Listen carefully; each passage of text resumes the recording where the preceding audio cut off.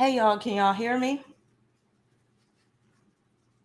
I decided to go live because I'm determined to finish this Will Smith book, and it's been tough getting through it. Some of the parts have been interesting, but I really need y'all help getting through this book. So I was like, let me go live and read chapter 14 so I can get y'all immediate input because yeah, I need some motivation to finish this book. But who we got up in here? We got a Kata up in here. What's up? We got King of Wands. King of Wands, I got your email. You sent me something about, wait a minute, what was it? Let me see. Oh, it was about what's his face? Nature Boy. And then you sent me about the rumors about Kevin Samuels. That's another reason why I wanted to go live, but I didn't want to make it to be just about Kevin Samuels. They said he collapsed. Yeah, so he got his son at the 22nd degree of Pisces, and right now the Scorpio South Node is making a trine to it. So that could deal with a death that basically puts him out of his misery, or where a death that is not too jarring for him. So maybe this, I don't know, but I'm gonna wait till the official report comes out because right now it seems like it's just speculation. Hey NYC, how you doing? You said his family's supposed to announce by a family on YouTube soon. So, hey Isaac, how you doing? So it has been confirmed that he passed away. Let's pull up the picture of him real quick before we get into this Will Smith situation. Kevin Samuels.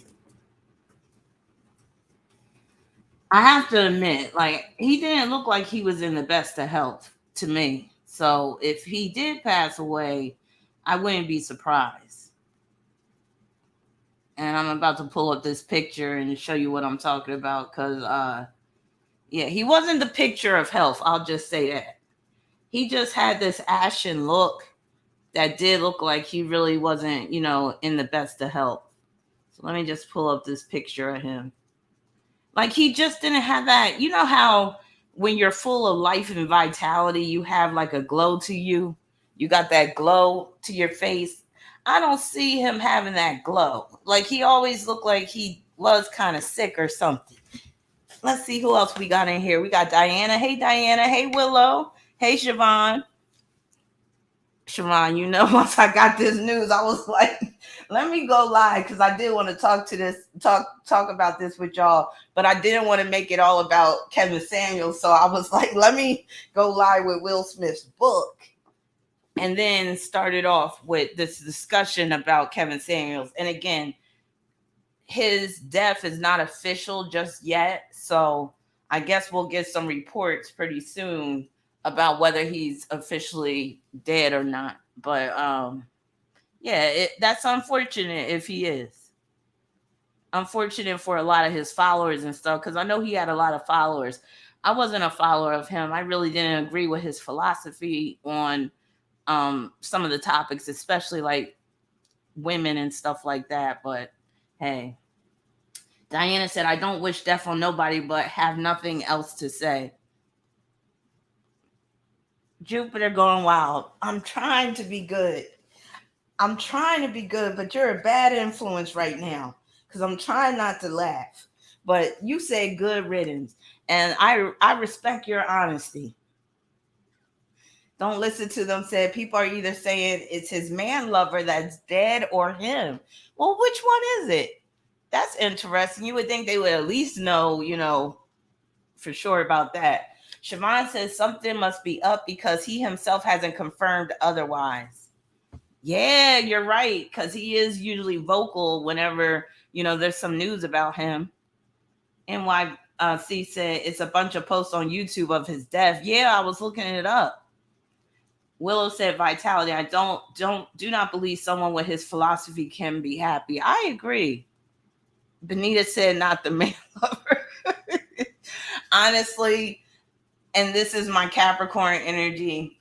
And I'm not saying all Capricorns are like how I feel, but I just don't have that. What's the word?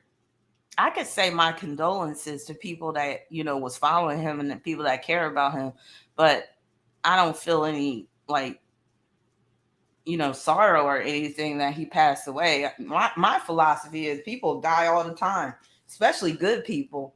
And that's just the way life is. And we all got to go sometime.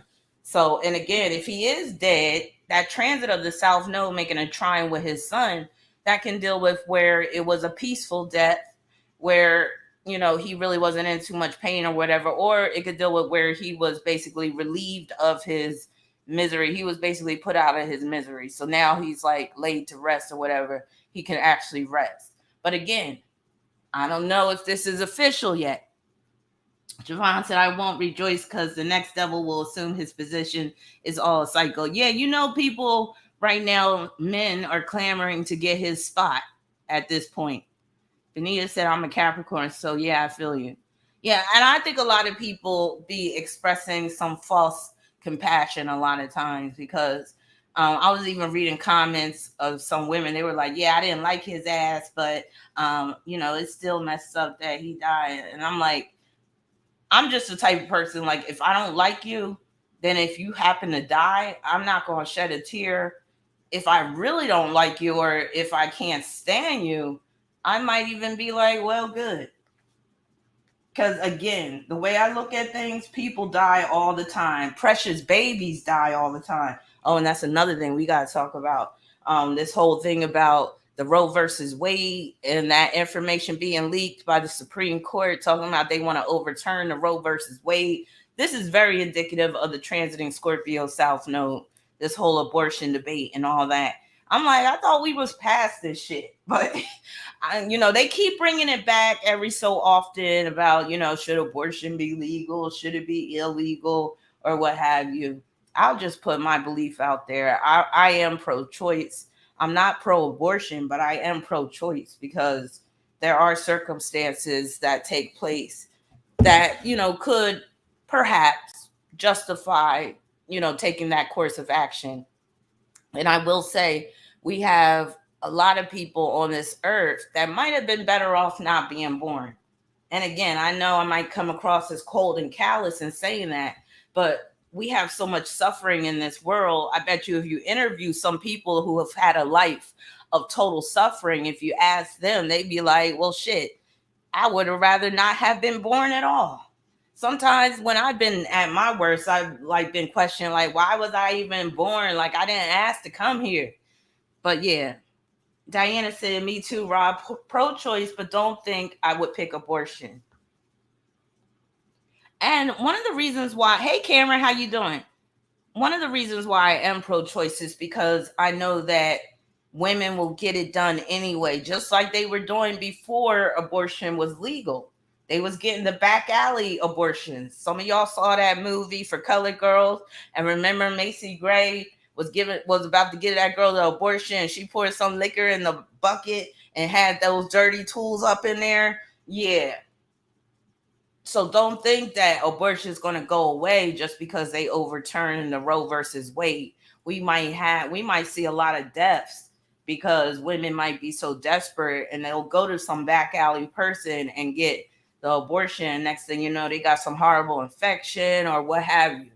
So I just say, for the sake of safety, it might be best to keep it legal because, again, people are going to do it anyway.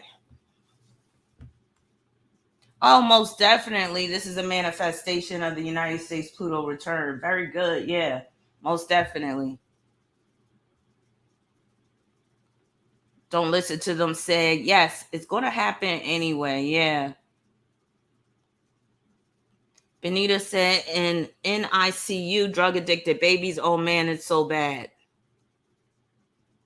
Siobhan said, maybe Kevin had the heart attack from all those 18-year-olds he claims he can't keep away from.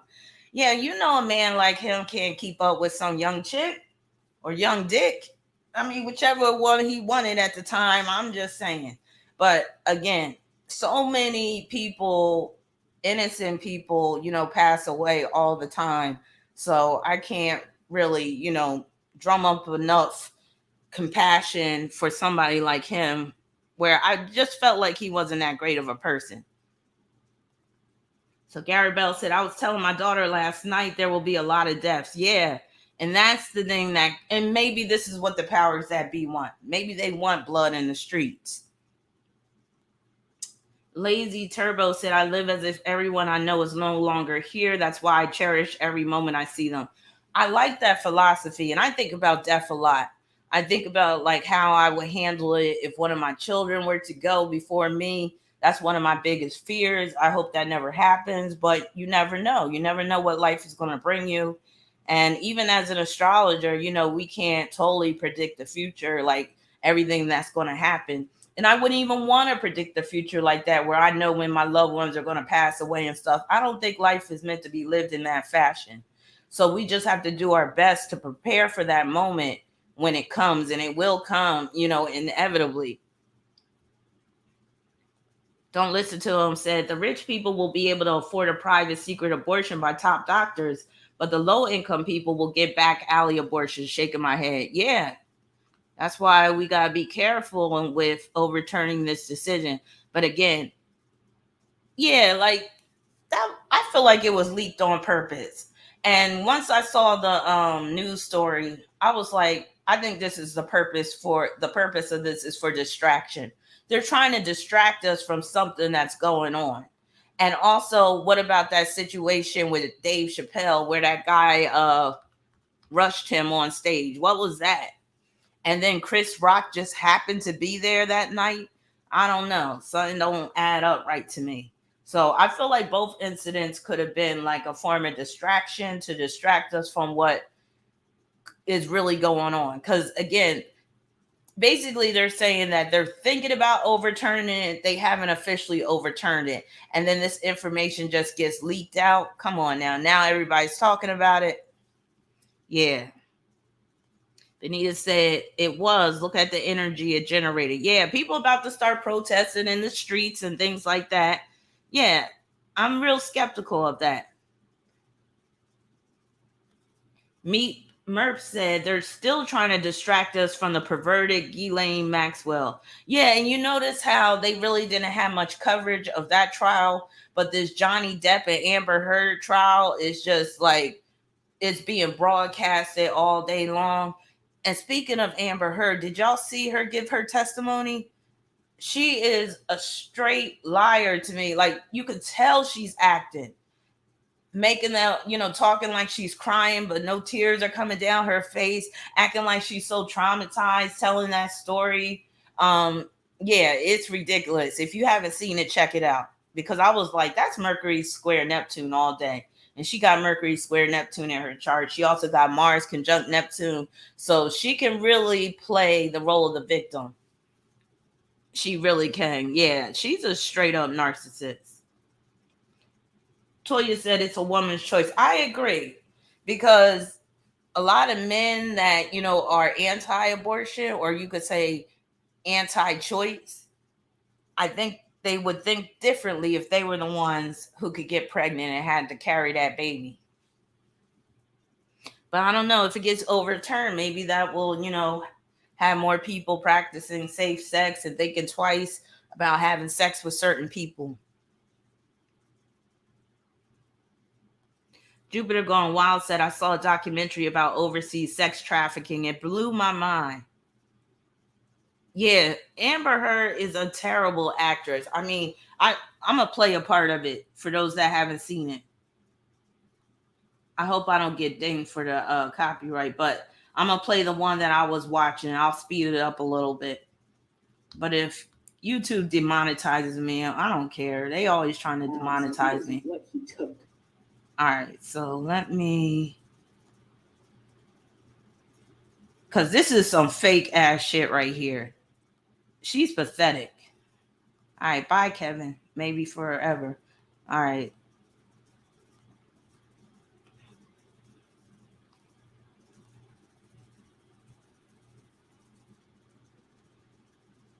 This video says Amber Heard forced to flee naked from Johnny Depp. I couldn't breathe, she said. Now, before I play part of this video, I'll just say I've been in abusive situations before. I've been a victim of abuse. And I've seen other victims of abuse when they recount their stories. And most people that have been victims of abuse are not acting like the shit just happened yesterday, where they're all like, he had me on the table, and I looked into his eyes, and all I saw was black. I didn't see Johnny Depp anymore. I mean, he was just gone. Like, she's talking like that shit just happened yesterday. And again, I would even say I'm a veteran of abuse. So being a veteran of abuse and seeing other people who have been abused before and recounting their stories, usually they're not acting like that. Maybe on certain parts that they recount, they do get a little shaken up. They might, shed a tear or whatever, especially if it was real severe abuse. But usually most people can recount their stories without, your voice all trembling and, oh my God, I couldn't breathe. And then he ripped off my nightgown, and then I was totally naked. And then he had me against the wall, and he was just punching the wall. So you'll see what I mean when I play it. Here it go, right here. In this struggle down in this, my breast in his hand. My nightgown came completely off. It was ripped off of me. So I was naked, and I'm slipping around on this tile and trying to get my footing. And I remember slipping on this tile, glass was underneath me, and I remember just trying to get my footing. I felt really destabilized and felt really vulnerable. I'm naked. He's flinging me around, and at some point, I'm up against the wall, and he's screaming at me that he fucking hates me, that I ruined his life.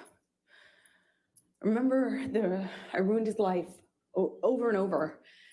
And he starts punching the wall next to my head, holding me by the neck. I get free from him. I kind of step back from him, and it's like his energy shifted to the phone. There's a wall-mounted phone on the wall next to where my head was, and he went from punching the wall to like realizing there was a phone there, and he picked up the phone and he's screaming. He's like at the top of his lungs, screaming, "I fucking hate you! I fucking hate you! You ruined my fucking life!" And screaming at the top of his lungs, he picks up the phone and starts bashing the phone against the wall where I was just being held. And I remember kind of having some distance on what was happening and watching him do this. And it was like his energy had shifted, and I was that phone on him in some way, that it was me. I was trying to get through to Johnny, and I couldn't see him. I couldn't see him at all. And my head was bashing against the back of the bar, and I couldn't breathe. And I remember trying to get up, and I was slipping on the glass. My feet were slipping. My arms were slipping on the countertops. And I remember just trying to get up so I could breathe, so I could tell him that he was really hurting me. I didn't think he knew what he was doing. I don't know how.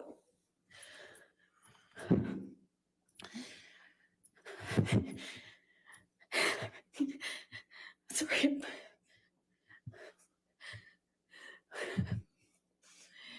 I'm sorry.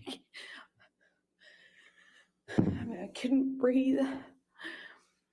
Please. I don't know. Please, I don't want to do this. I don't want to do this. She is a bad actor. I couldn't breathe. I couldn't get through to him. I couldn't get up. I couldn't get up. And I don't know how that ended. I don't know how. I don't know what happened next. I don't understand this.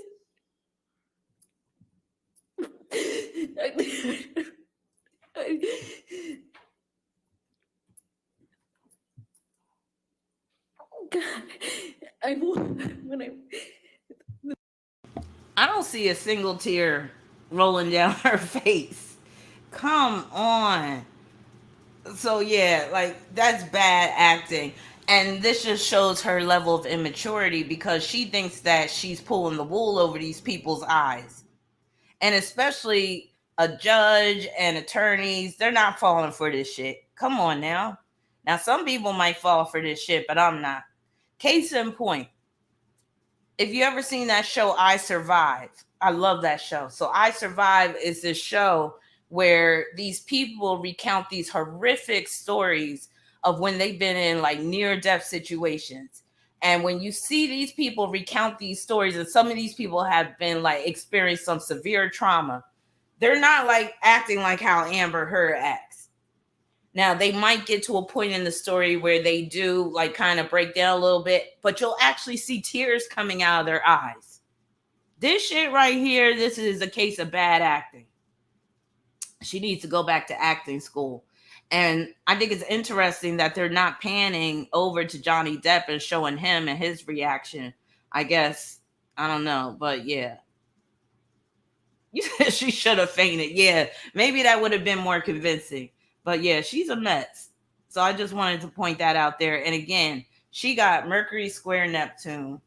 She got Mars conjunct Neptune. And that can cause her to, really play the role of the victim to the hilt, to basically talk like she's, crying, but really it's not real tears.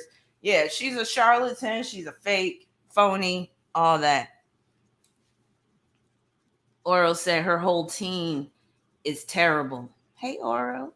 Hey, RDK. Meat Merp said this was more cringe inducing than Jesse Smollett telling everyone, I'm not suicidal. You must know that. Yeah, right? Some of these people, they've been in Hollywood for too long and they don't even know how to be real anymore. Amir said the silence that everyone else in the room says it all. This is part where she expects to be consoled so she doesn't have to finish the story. Yeah, did you see that part where she paused? See, if I were to judge, I would have stopped her in her tracks and I would have said, now get yourself together. Because again, it's not like this shit happened just yesterday and she's still like severely shucking up over it. And again, more than likely, how she's recounting the story, it didn't even go down like that. But yeah, I would have been like, Miss Heard, please get yourself together so that you could provide your testimony in a more coherent manner. I would have shut that shit down. Them fake crocodile tears, yeah, I would have been like, I would have even been like, if you need us to take a brief recess, we will. I'm like, do you need us to take a recess? But yeah, that I feel like that judge is being too lenient on her with the theatrics. But yeah, so that's that. So y'all ready to get back into Will Smith's book?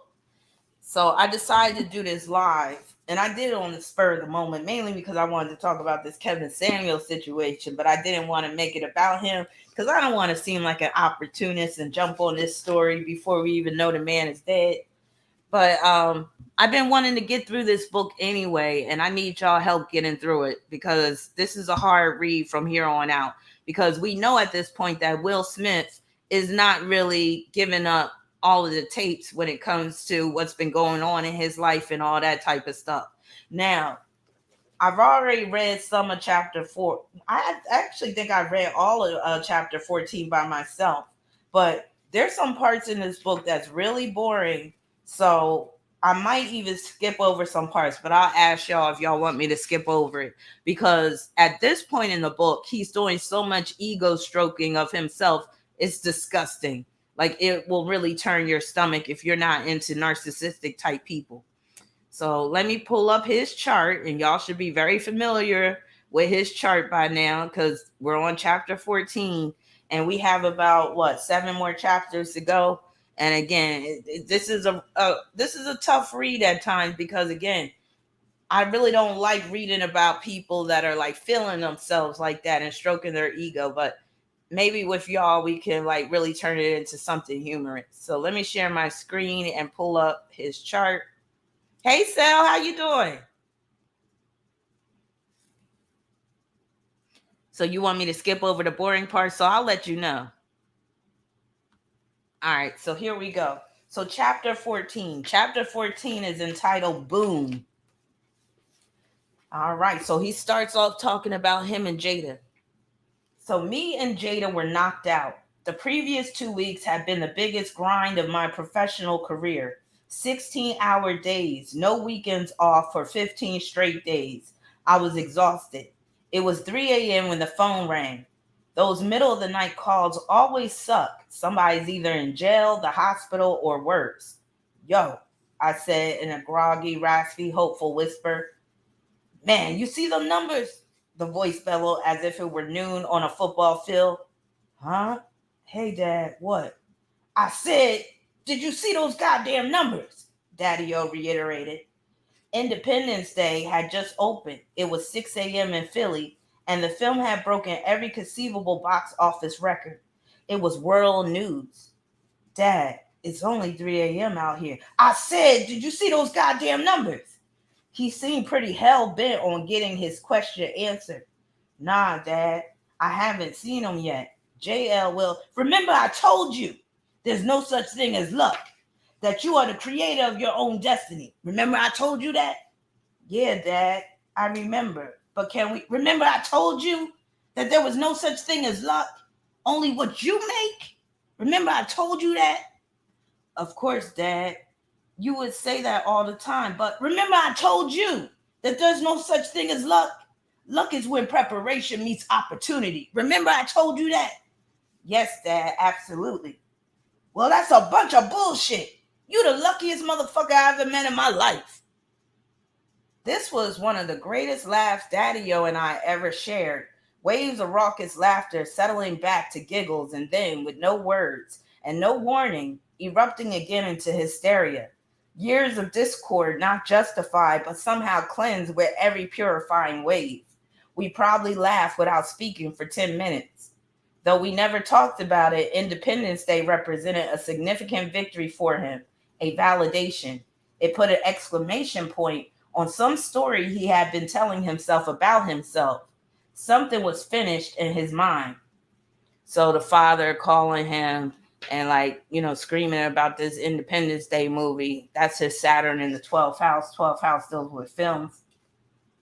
Not long after, he sold A-Crack. The work of the Ice House was done. He started calling himself the Fresh King. Daddy-O kind of touched in the head, ain't he? Now, the next 10 years of my professional life were an absolute, unadulterated, unblemished route of the entertainment industry. Bad Boys. Oh, before I read these list of movies, I have to tell you, I am not a Will Smith film fan. So I might have saw 2 of his movies. I definitely seen 6 Degrees of Separation, and I've seen Independence Day, and I seen part of The Pursuit of Happiness, but I fell asleep because that shit was boring. But all these other movies I'm about to list, I haven't seen a damn one of them because I don't like Will Smith like that. He actually really irks me. So I've never had, I seen Shark Tale too because of my kids.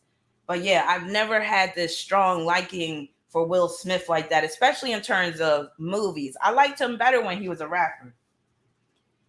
So he says Bad Boys, Independence Day, Men in Black, Enemy of the State, Wild Wild West, Ali, Men in Black 2, Bad Boys 2, I, Robot, Shark Tale, Hitch, The Pursuit of Happiness, I Am Legend, and Hancock. He didn't talk about that Legend of Bagger Vance. I never saw that shit either. But I guess he wasn't too proud of that one. So he says, resulting in more than $8 trillion in global box office. Wait a minute, is that 8 trillion or 8 billion? So it's 8 billion.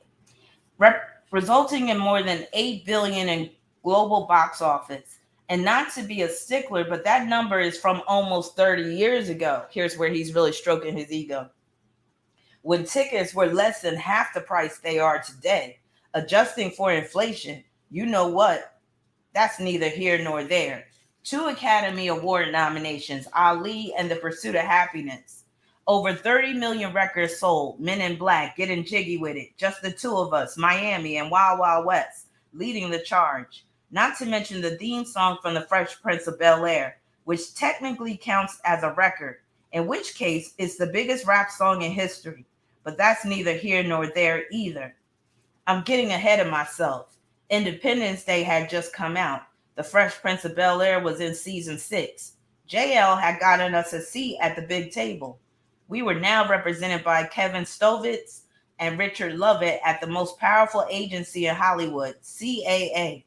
And I had just gotten back to even with the IRS.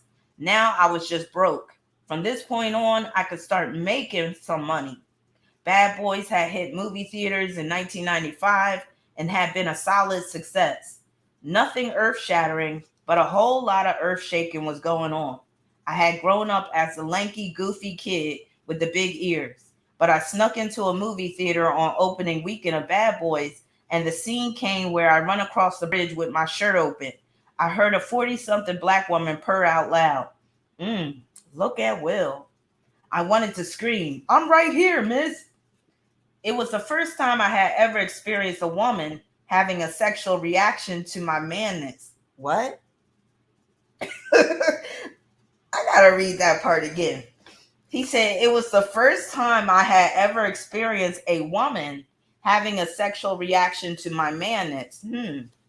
Up until this point in my life, I had used comedy to attract women, and now I was being objectified. It was wonderful. Oh, that's his sun conjunct Uranus, him loving that he was being objectified.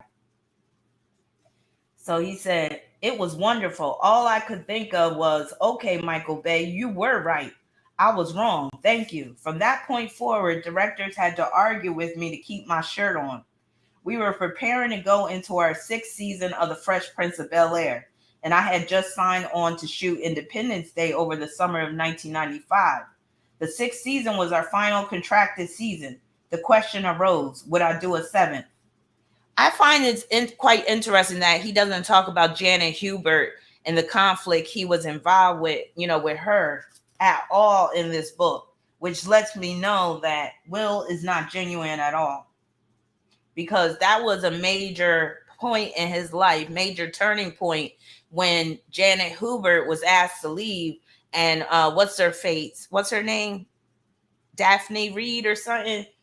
The new Aunt Viv came on the scene, and how, there was so much tension on the set with Janet Hubert there. It's interesting that he doesn't mention that. The ratings of The Fresh Prince have fallen slightly but progressively. The storylines were becoming increasingly hokey, and it was difficult to maintain the freshness. But we were all making more money than we'd ever made in any previous season. There is an episode of Happy Days in which Fonzie literally jumped over a shark on water skis, dressed in his signature leather jacket. In the world of sitcom TV, jumping the shark is now used metaphorically to signal the beginning of the end, the moment after which a television show has passed its prime. Whatever made the show special is now increasingly hard to capture. The problem is you don't know it at the time. You always feel that you could rekindle the magic. Anyone who has ever been on a sitcom can tell you the episode in which their show jumped the shark. Ours was season 5, episode 15, Bullets Over Bel Air, the one in which I got shot and Carlton started carrying a gun. I had successfully fulfilled a promise to myself that I would never get caught in a cycle of deterioration without having the next thing on tap. That right there is his moon in Scorpio, quincunx Saturn. Actually, moon conjoined to Neptune in Scorpio, quincunx Saturn, and Aries. Him wanting to have something, a replacement before what he's currently working on comes to an end. So he goes on to say, John Amos, the legendary actor who played James Evans on the iconic 1970s hit sitcom Good Times, co-starred in 3 episodes of The Fresh Prince of Bel-Air. His character on Good Times was famously and brutally killed off because of a contract dispute. The show was ultimately canceled mid-season. No final episode, no goodbyes, no beautiful montage of memorable moments. Just damn, damn, damn. Now I ad-libbed that part, the damn, damn, damn. So he goes on to say, John Amos had heard the rumblings of my consideration of a 7th season. One day between rehearsals, he took me for a walk in the parking lot. This is one of the most beautiful sets I've ever worked on, John said. I could feel that you all really love each other. Yes, sir, I said. We've all fallen into our character roles in real life. I may be overstepping my bounds a bit here, John went on, But none of these execs or producers or business people give a shit about your family. Do not let them fuck off all your hard work and passion. It is your responsibility to make sure these people get to leave this show with some dignity. I have remembered even as a kid being jarred by James Evans' death on Good Times. As a kid, I wouldn't have used the word dignity, but in retrospect, there was a sense of disrespect that my heart sensed. As a fan, I felt insulted and abused by the narrative. John's character was unceremoniously killed off, and almost 20 years later, the man himself spoke the word that fit the hole in my heart. The whole shit was undignified. I even sensed John's pain that maybe he had failed his TV family. The next week, I gathered my cast together. I told everyone that season 6 would be our final season and that they should take the year to make whatever plans or preparations they felt necessary. Well, that was nice of him.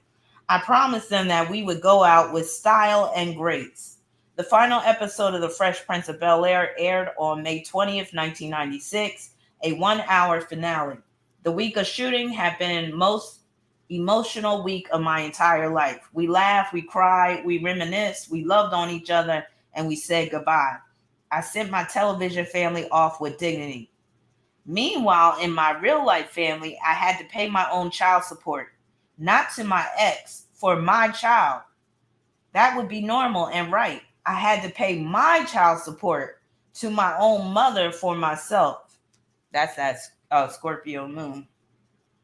Plus interest and penalties. Exactly. Let me explain. Harry had graduated from Hampton University with an accounting degree and had been in charge of all family investments. He was now taking the family into real estate, and his first official venture was to help my mom secure the home of her dreams. They found an old farmhouse in Bryn Mawr, Pennsylvania. My mom was head over heels, so on Christmas morning, 1997, we surprised her with the keys. In the move from Woodcrest, sifting through ancient boxes, my mom had found her and Daddy-O's unexecuted divorce papers.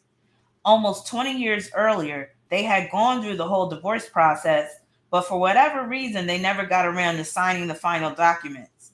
My mom didn't realize that technically she wasn't actually divorced, so she signed her divorce papers and filed them. I'm on the set shooting Wild Wild West when I get an urgent call from Daddy-O demanding a mandatory and immediate family meeting, minus my mom. Still dressed in chaps and spurs, I join Harry and Ellen on the call. Did any of y'all talk to your mother? Daddy-O says. We talk to her all the time. Is there something specific? I said. She sent over these divorce papers, Daddy-O said, and I want to know what y'all think I should do with them. Just for a little context, our parents have been separated for 20 years, and they have barely exchanged 3 words in the last decade, and 2 of the words are unprintable. Daddy-O had even started a new family. I had a beautiful new sister named Ashley. So as his loving children, we find ourselves legitimately confused. And as his loving children, we have roles we tend to play. Ellen never has time for his foolishness. Harry wants to go head to head and challenge every syllable he utters. And I try to be the peacemaker. That's that Libra. Sun conjunct South Node in Libra in particular, but also Mercury conjoined Venus in Libra. Therefore, as a rule, I tend to talk first. Well, what exactly do you mean, Dad? I say gently and lovingly, recognizing there's something going on that I don't understand. This causes my father to repeat slightly louder and more aggressively, as if tone and tenor were the basis of my misunderstanding. Your mother sent over these divorce papers, and I said I want to know what y'all think I should do with them. Immediately, there is a break in the sibling ranks. Ellen says, I don't have time for this. I'll talk to y'all later. We're losing numbers rapidly. We're suffering casualties. I need to resolve this quickly. Well, Dad, we heard you. It's just that you and Mommy have barely spoken in 20 years. So I'm asking y'all what you think I should do with these divorce papers. Now, Harry's heard enough and blurts out indignantly, sign them? Oh, just sign them? Just like that? Frankly, Daddy-O's starting to lose me. Dad, I don't understand the question. You and Mommy's relationship. Oh, so you think I should just sign them too? Daddy-O said. Well, yes, I said. And throw it all away just like that. To this day, I have no idea what Daddy-O was thinking. Maybe there was some bizarre finality in the signature that was too much to bear. Maybe it was why he never signed them in the first place. But the first domino had been tipped. My mom's filing of the divorce papers triggered the full weight of the Commonwealth of Pennsylvania. Daddy-O had taken care of us, but he had never officially paid child support, a fact that came to light upon the basic review of the paperwork. My mom was informed that with interest and penalties, Daddy-O owed her close to $140,000, and she wanted every single dime of her money. Under Pennsylvania law, if he refused or couldn't afford to pay, he could be arrested, jailed, and have his assets seized by the sheriff. Mom, I pleaded, don't be like that. No, he owes me money and I want it. Mom, he doesn't have $140,000. Well, that sounds like a personal problem to me, she said. Come on, Mom. You're in your new house. Everything's good. Let's just make it easy. Oh, this will go real easy. He's going to give me my money or he's going to jail. My mom wouldn't budge. Too many years of Daddy-O's crap. And don't you help him out with nothing, Will, she says, pointing at me like Silly from The Color Purple. Let him figure out how he's going to pay me my money. I was stuck. Daddy-O didn't have $140,000, and my mom was unwilling to make any concession whatsoever. And there was no version of me letting my father go to jail. So in an underhanded Ponzi-style backdoor deal, I transferred $140,000 into Daddy-O's account. He immediately cut a check to the Commonwealth of Pennsylvania for the full amount, and the Commonwealth of Pennsylvania made my mom whole on the back child support. This made me the first person in the history of Pennsylvania to pay their own damn child support. Note, when my mom found out I had paid Daddy-O's debt, she was pissed and immediately wrote me a check for $140,000, making her the first person in the history of Pennsylvania to pay her own child back the back child support that they had paid for themselves. We should tell this story during Black History Month. Get over yourself, Will. So again, that's that moon in Scorpio with the Neptune influence. That's him secretly paying his mother's child support, or the child support that was owed to his mother, making it seem like it was his father giving the money up. But yeah, so that points to that. Now, Planet Hollywood was launching in Sydney, Australia. Y'all remember Planet Hollywood? In May 1996. It was a themed restaurant that celebrated the history of Tinseltown. Three of the founding members of the project were three of the biggest movie stars in the world. The three wise men, the Hollywood Magi, Arnold Schwarzenegger, Sylvester Stallone, and Bruce Willis. I was invited to attend the grand opening. I canceled everything and cleared my schedule for the opportunity to be in the same room with the three masters who could absolutely show me the road. The opening of the restaurant was as big as any movie premiere. Red carpet, searchlights, a massive press line, fans screaming and jockeying for autographs. I made my way into the green room set up in the rear of the restaurant. And there they were, all three of them, together. Arnold, Sly, Bruce. I channeled my inner Charlie Mack and interrupted their conversation. Hey guys, congrats on everything with the restaurant. They politely acknowledged my youthful enthusiasm with a subtle hint of, you don't interrupt the three biggest movie stars in the world when you've only done one film and a TV show. Undeterred, I kept going. Quick question. I want to do what y'all are doing. I want to be the biggest movie star in the world. And if there was ever an iconic trio who knew, I know it's y'all. They all chuckled. I guess the audacity of the question qualified me for an honest answer. They all looked at one another, and in some secret, nonverbal biggest movie star in the world language, they decided that it would be Arnold who answered me. Imagine the following in Arnold's voice. You're not a movie star if your movies are only successful in America. You're not a movie star until every person in every country on earth knows who you are. You have to travel the globe, shake every hand, kiss every baby. Think of yourself as a politician running for the biggest movie star in the world. Bruce and Sly concurred. Thank you guys, I said. I didn't mean to interrupt. Y'all could go back ahead to talking. I know they clowned his ass when he left that table. I walked away like the kid in the Mean Joe Green Coke commercial from the 80s. Mean Joe was a famous football player, and he throws the kid his jersey after the Super Bowl. Arnold had given me the key that would become my secret weapon for the next 2 decades. This made perfect sense to me.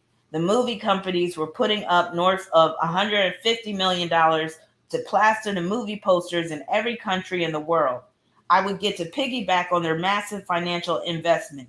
In my mind, I was never promoting a movie. I was using the product. Here, I am the product. I was grateful to the movie companies for their investment in my future. I started to notice how much other actors hated traveling, press, and promoting. It seemed like utter insanity to me. JL and I ran the numbers. We realized, for example, a film that might only earn 10 million in Spain could easily earn 15 to 25 million if you go to the country. Do a premiere, a day of press, and a couple of fan events. It doesn't hurt if you learn a handful of phrases in the local language and say them on the news. If you multiply that across 30 global territories, actually showing up in the countries could take a $250 million box office global potential north of $500 million. As a gross participant, a portion of those extra dollars were directly into my pocket. Not to mention, I became a bigger movie star in each specific territory, meaning that the next movie company would pay me more money than any other actor because they knew I could double or maybe even triple the bottom line through global promotion. So I would shoot The Fresh Prince of Bel-Air during the week, leave the set, go straight to the airport, fly to Europe overnight, land Saturday morning, do interviews all day, do a premiere, sign autographs all night, head straight back to the airport, hop back on the jet, memorize my lines for the next Fresh Prince episode on the flight, and land in LA just in time to go to sleep Sunday night. Then I wake up Monday morning and do it all over again. I had been given the holy grail of movie stardom. I scanned the field of my competition to see who else knew, who else had held the secret, and Tom Cruise was at the head of the pack. Now, him being so competitive with other actors, that deals with his son could join to the South Node in Libra in that fifth house. And then he also has Sagittarius on the seventh with Jupiter ruling the seventh, being in that fifth house. So Will is very competitive. And with that Jupiter could join to Pluto, he could be very jealous too of his peers if he feels that they're doing better than him. So he continues saying, unfortunately, Tom Cruise is either a cyborg or there are six of him. I was receiving reports of 4.5 hour stretches on red carpets in Paris, London, Tokyo, in Berlin. Tom literally signed every single autograph until there was no one else who wanted one. Tom Cruise global promotions were the individual best in Hollywood. How could I be him? What do I have that he doesn't have? Again, that's his sun could join to the South Node in Libra. Also, Jupiter could join to Pluto with Jupiter ruling that seventh house. He said, I started quietly monitoring all of Tom's global promotional activities. Again, that's that Sagittarius on the seventh with Jupiter could join to Pluto in Virgo. That's him closely monitoring another person's activities, which is kind of creepy. So let me just read that part again. He said, I started quietly monitoring all of Tom's global promotional activities. When I arrived in a country to promote any movie, I would ask the local movie executives to give me Tom's promotional schedule. So he was asking for Tom Cruise's promotional schedule. I wonder if Tom Cruise knows this. But again, that's that Jupiter conjoining Pluto in Virgo. Virgo rules schedules with Jupiter ruling that seventh house. He's crazy. And then him being like a workaholic, that's very much that Jupiter could join Pluto with Pluto ruling intercepted Scorpio in that sixth house. He said, and I vowed to do 2 hours more than whatever he did in every country. Unfortunately, oh no, I already read that part. So let me see. How could I be him? What do I have that he doesn't have? And it hit me. Music. I started setting up stages and doing live performances, free music concerts outside the movie premiere for the fans who couldn't get in to see the film. We once had 10,000 people fill the streets in Piccadilly Circus, London. It was so wild that the police had to ultimately shut it down. Same in Berlin. Red Square in Moscow was the biggest ever Hollywood premiere up until that point. Tom couldn't do that, neither could Arnold, Bruce, or Sly. I'd found my way out of the entertainment news segment and into headline news. And once your movie moves from the entertainment to news, it's no longer a movie, it's a cultural phenomenon. Again, he's stroking his ego big time right here. The special effects in Independence Day were beyond anything anyone has seen up until that time. Also, keep in mind that a lot of Will Smith's success is due to him being very strategic, taking a strategic approach to his career. Nothing wrong with that, but it basically shows that he came up with the recipe on how to be as famous as possible, and he basically followed that recipe. So it's not really showing that, you're like big and mega successful off of, your talent.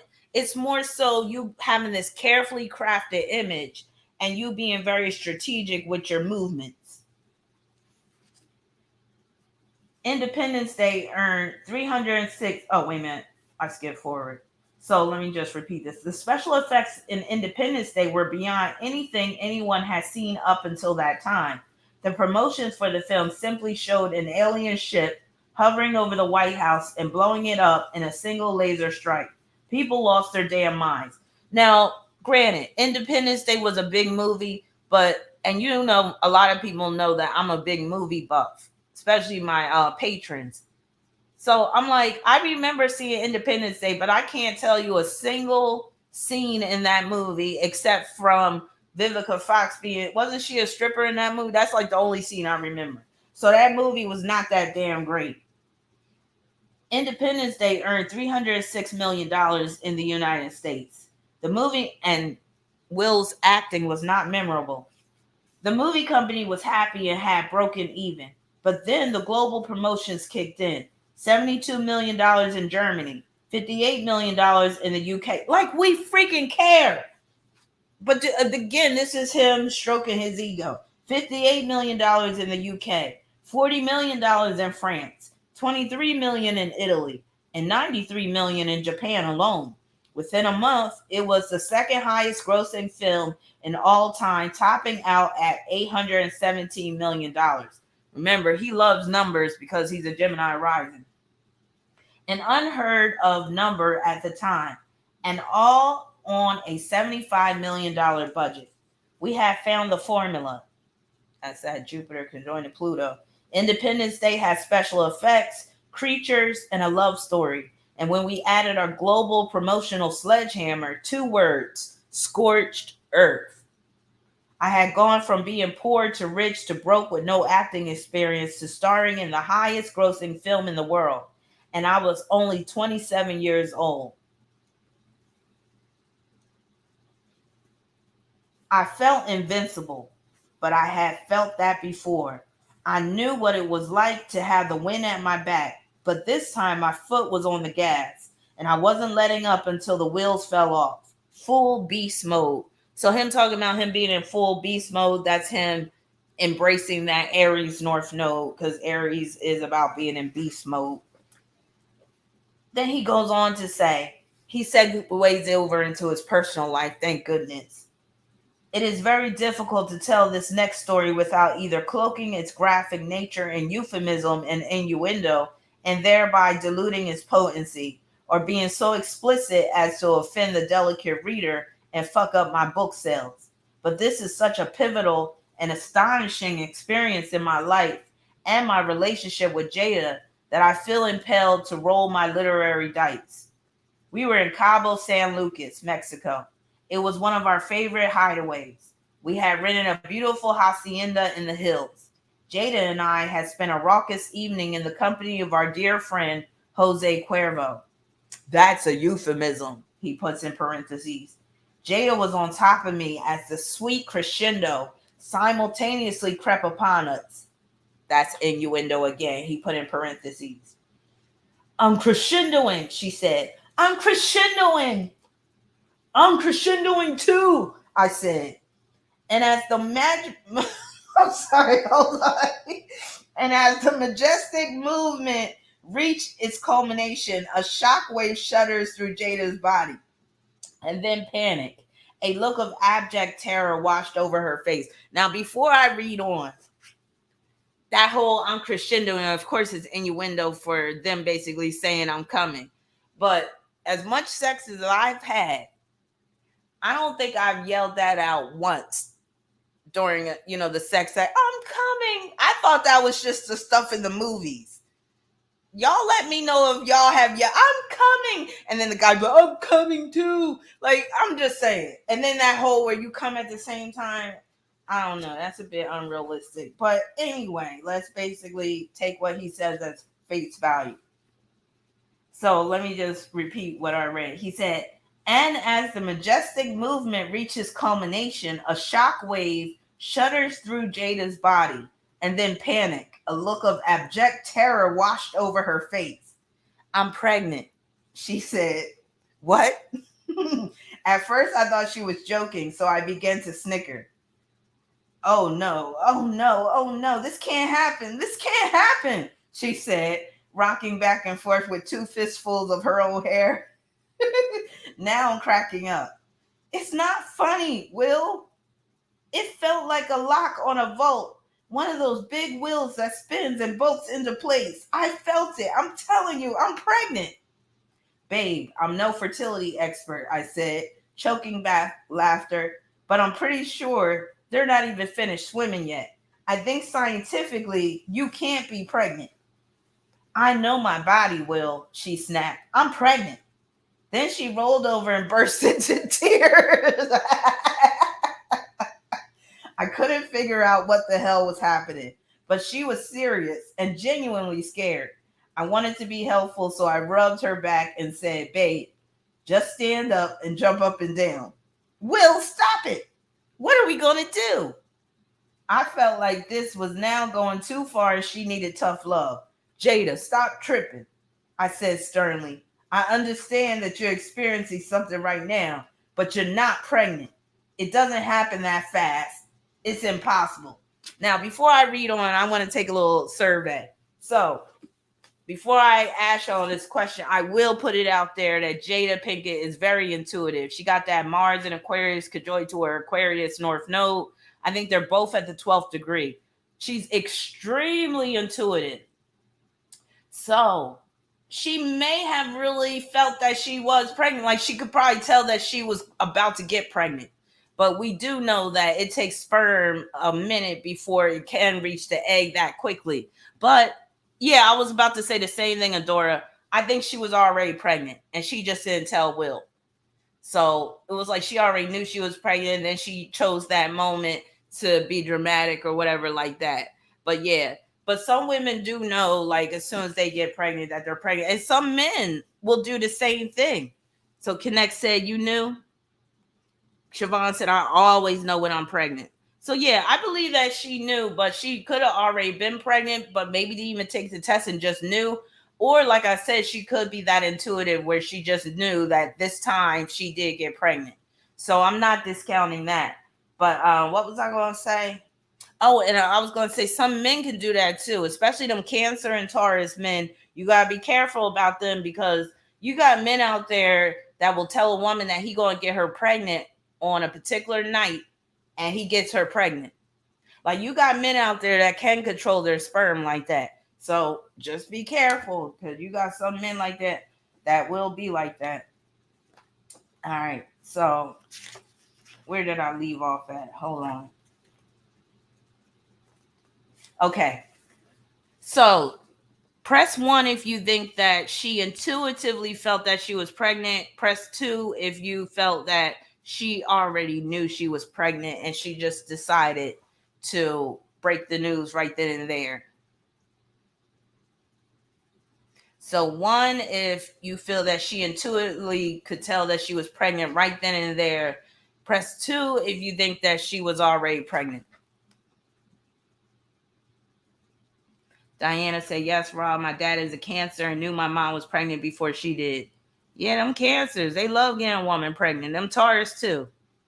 So it looks like it's about split down the middle. Unless, yeah, looks like there's an even number of ones and twos. Me, I think she was already pregnant and she could feel it. She probably didn't even take the pregnancy test yet, but she just knew. NYC said, I changed my mind to one because she cried after. How about this? Why do y'all think she was crying? Do you think she was crying because she didn't want to get pregnant? Just period? Or do you think she was crying because she didn't want to get pregnant by Will? You think Will had something to do with her crying, or you think she just didn't want to get pregnant, period, regardless of who the daddy was? Right? Remember that girl from Opia? She was like, I'm pregnant. And then she kicks him out after that. Yeah. And with her Mars and Aquarius, it's like, yeah, she can foresee the future a lot of times. So, Angela, you said it was cries of joy, probably because she secured the bag. But she was saying that, she was like, what are we going to do? This can't happen.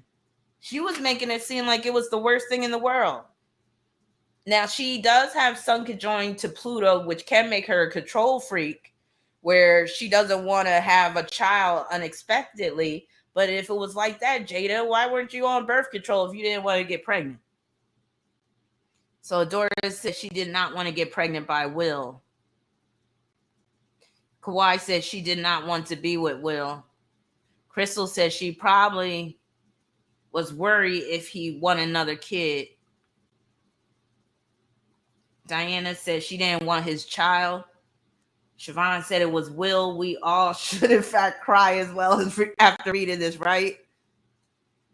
Roma said, yeah, I wonder if she didn't want to get pregnant by anyone. I wouldn't be surprised if she really didn't want children at all at first.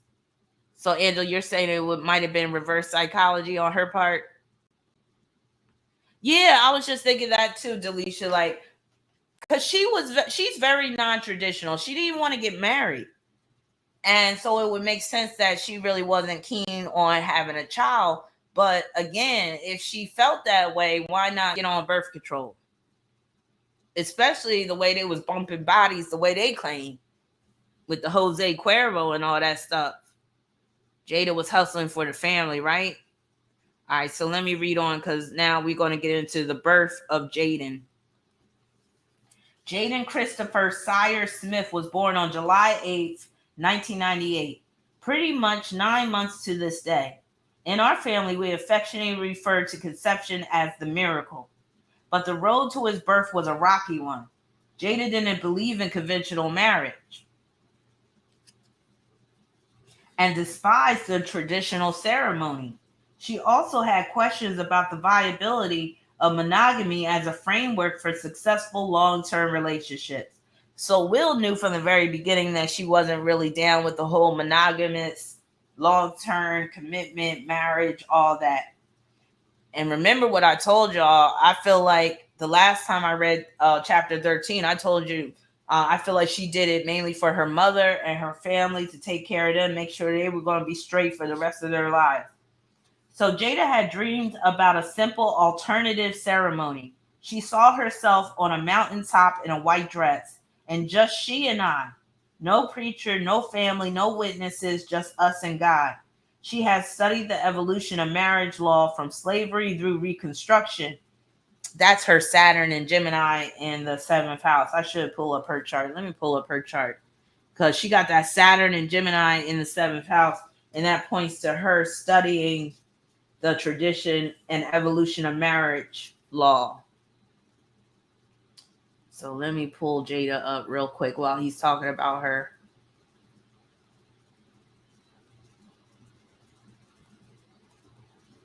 So there it is. That's Saturn in the 7th house in Gemini. That's her basically learning about marriage and the evolution of marriage and all that type of stuff.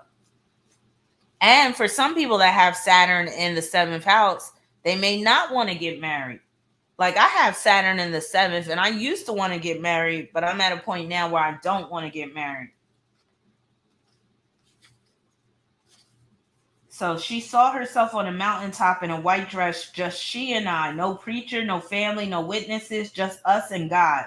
She had studied the evolution of marriage law from slavery through Reconstruction, and this had given her a serious aversion to the idea that she had to ask the government for permission to pledge her life to her beloved. That Saturn is representing the government too.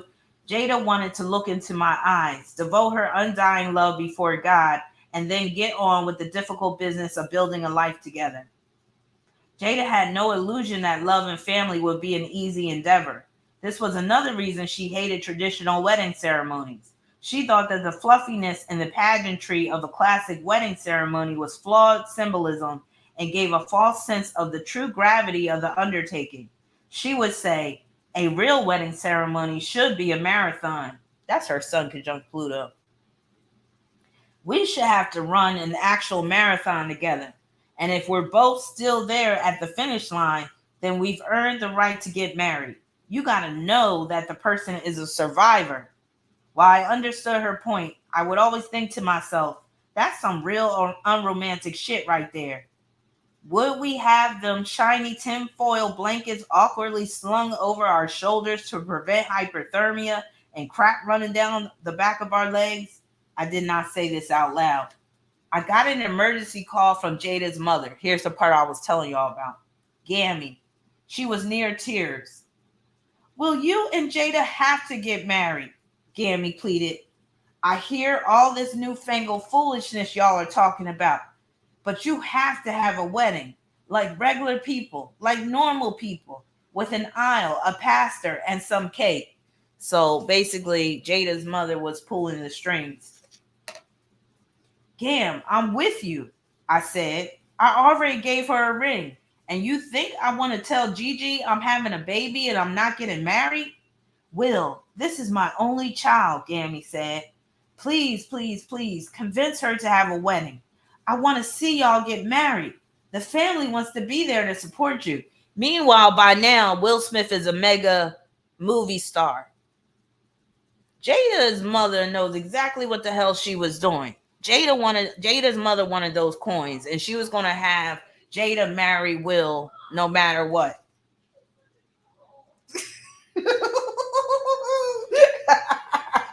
My daughter got scared because I pranked her. I set this thing up in the kitchen. It's this horse mask. And I think she got scared because she just came in. But we be pranking each other all the time. She tried to prank me earlier. But what was I saying? But yeah, Gammy, Jada Smith's mother, and if you notice, that moon is in the ninth house, conjoined to the midheaven, which means that Jada elevates her mother above all else, basically. So if her mother tells her or tells her through Will to do something, yeah, she's going to go through with it. So he says, I hear you, Gam. Have you told Jada how you feel? Yes, I have, Gam, but she is not trying to hear it. Or this could have been their little ploy, her and Jada. All right, I got you, Gam. We'll figure it out. Jada held her ground as long as she could, but pretty soon the wedding pressure became too much. She was in her second trimester. She was tired and uncomfortable and didn't want to argue. Why couldn't they just wait till she had the baby to get married? What was the rush? She also couldn't bear the thought of breaking her mother's heart. See what I mean? And deep down inside, even though I wasn't saying it, she knew I wanted a wedding too. So she agreed to have a traditional ceremony in Baltimore on New Year's Eve under one condition.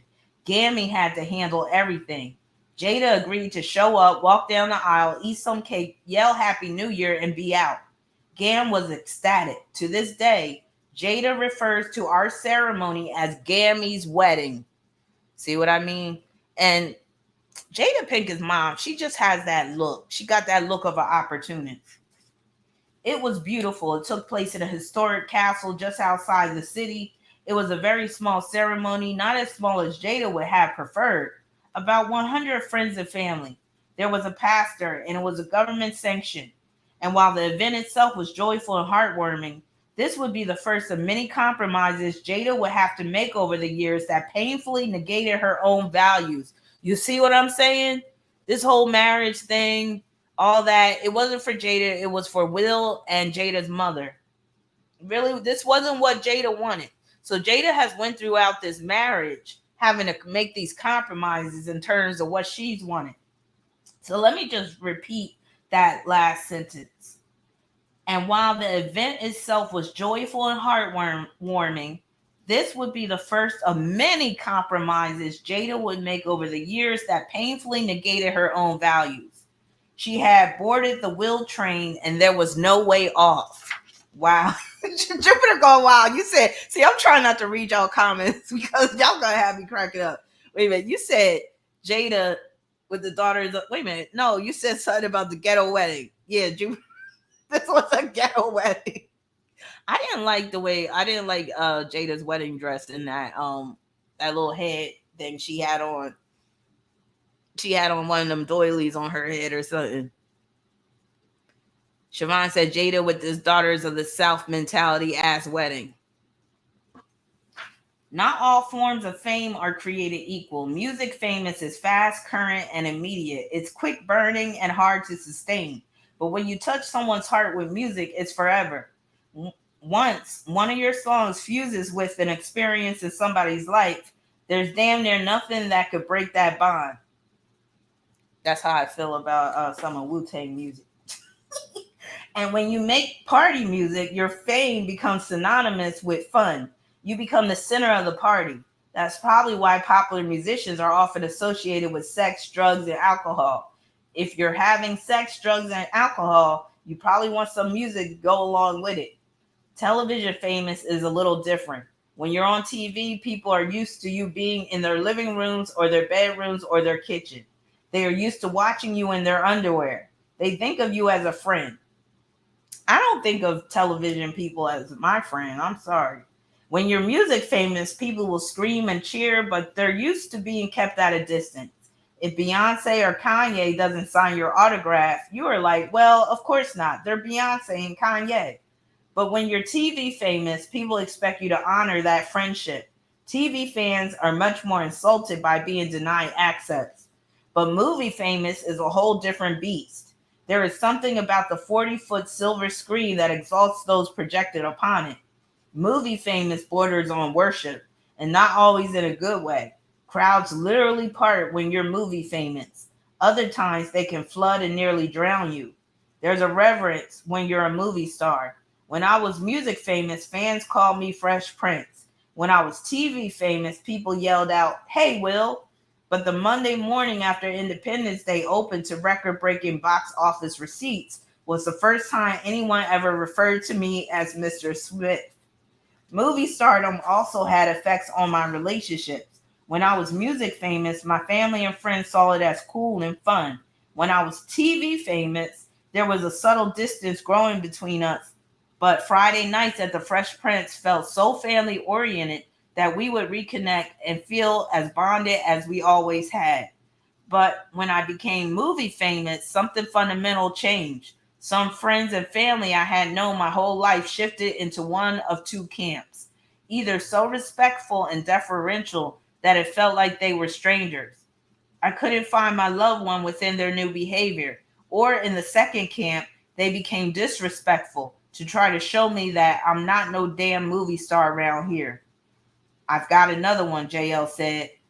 I was recording in New York. JL interrupted a studio session. He never does that. I really like it, he said. It has all the ingredients: great script, great director, Steven Spielberg producing, but there's one major issue. I don't want to poison your read. Just read it and call me right after. The script was for another sci-fi film. It was about a secret bureau that licenses, monitors, and polices alien activity on the planet Earth. The director, Barry Sonnenfeld, had asked for me by name. It wasn't an audition, it was an offer. I read the script that night. Everything about it sounded great. Comedy, creatures, space. But I had JL's same concern. Back-to-back alien movies. I was worried that the film would be too similar to Independence Day. And then because Independence Day had been such a gigantic hit, it felt like going back to the same alien well could only set us up to look smaller and less successful. It seemed to me that at best, this would be a lateral move. Bad Boys was a buddy cop movie. Independence Day was an alien movie. And this new script was a buddy cop alien movie. I told JL I wasn't feeling it. We thought about it over the weekend, and on Monday we passed. Steven Spielberg is on the phone for you, Will. God damn, how many pages we got left? This is why I need y'all help, because we got like 4 pages left. I can get through this. Steven Spielberg is on the phone for you, Will. I was in New York City recording with a studio full of hard rocks and hip hop heads. My ego could not have been more on swole than in that moment. Oh, Steve is not calling for any of y'all, I said. I dipped out to take the call, and in the 10 yards from the studio to the phone, I got real unswole real fast. Hello, Mr. Spielberg, sir, I said in a least swole tone of voice I could muster. I had just turned down his movie. I would hate to have burned this bridge. Hey, Will, call me Steven. How are you? I'm great, Mr. Spielberg, sir. Thank you so much for asking. Better yet, where are you? New York, I said. Okay, perfect, he said. Then we could do this in person. You know why they always want to meet up in person. That's where the casting couch comes in. Uh-oh. Do what? Well, you turned my movie down, and I'd like to talk to you about that, he said good-naturedly. We shared a laugh. The tone of his chuckle registered to me as, fool, you know I made Jaws, right? Spielberg wanted a little piece of that. I just want to show you some images and talk about it. Barry and I are neighbors. Can you come to the Hamptons? Sure. What's best? How about today? What is it with these guys and the right now, today, no paralysis through analysis shit? You could chop her up. You'll be here in an hour. You'll be back in 3. How's that sound? I've been to this dance before. Why would he say he's been to this dance before if he just talk about meeting up with a producer? Sound like he's talking about he'd been on this casting couch before. Yes, sir, Mr. Spielberg, sir. Yes, that works for me, I said. Less than an hour later, I landed at Steven Spielberg's Hampton estate. There he was, dressed casually in jeans and an old t-shirt, looking like he didn't realize he was Steven Spielberg. His house was a Cape Cod-style cinematic temple. Original posters of classic films, pictures of him with Hollywood greats, an office with the actual model of E.T. used in the film, concept drawings of the mechanized shark from Jaws. Everywhere I looked, I saw film greatness, but I was struck by Steven's complete absence of flexing. Here he was, Steven Spielberg, director of 4 of the top 10 films of all time. But what stood out above all was his childlike joy for cinema. He was anxious and excited to show me the vision for Men in Black. We sat down in his office. He served homemade carbonated lemonade. I wasn't sure I'd ever had carbonated lemonade before. I was damn sure I never had homemade carbonated lemonade before. It was so good it caught me off guard. That lemonade was probably spiked. So, why don't you want to be in my alien movie? Well, it's not that I don't want to be in it. I mean, I love the script, and I was really, really flattered that you thought of me. He could feel my hesitancy. Just tell me what the problem is. Let me see if we can fix it. I laid out all of my thoughts and concerns about Bad Boys and Independence Day and similarities and repetitiveness and my fear around getting pigeonholed into being the alien guy. He listened intently. In retrospect, I recognize his skill set as that as a master director. He spends his life listening to actors, cinematographers, writers, studio executives, producers, determining the problem and finding a solution to synthesize everyone's brilliance into a single creation. He took a long pause, deeply pondering my reservations. Finally, he spoke. Okay, Will, I understand completely. Thank God. Okay. I'm so glad because, I have so much respect for you, I said. This whole decision is making my brain hurt. We share a laugh. Then don't use your brain for this decision. Use mine. Maybe brain is a metaphor. Then he said it jokingly, but it rang like the Liberty Bell in my mind. That time it cracked. Indiana Jones, Jurassic Park, Close Encounters of the Third Kind, Jaws, The Color Purple, Schindler's List, Saving Private Ryan, Oh, and E.T.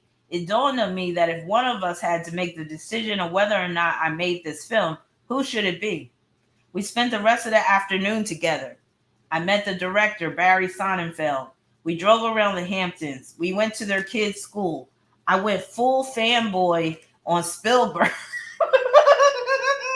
I feel like he's using metaphors. I went full fanboy on Spielberg. We talked about his process, choosing concepts, developing screenplays, his opinions about story and character and what makes a hit movie, and the differences between actors and movie stars. Barry is quite possibly the silliest man on the face of the earth. His sense of humor is as sharp and layered as anyone I've ever known. We are polar opposites.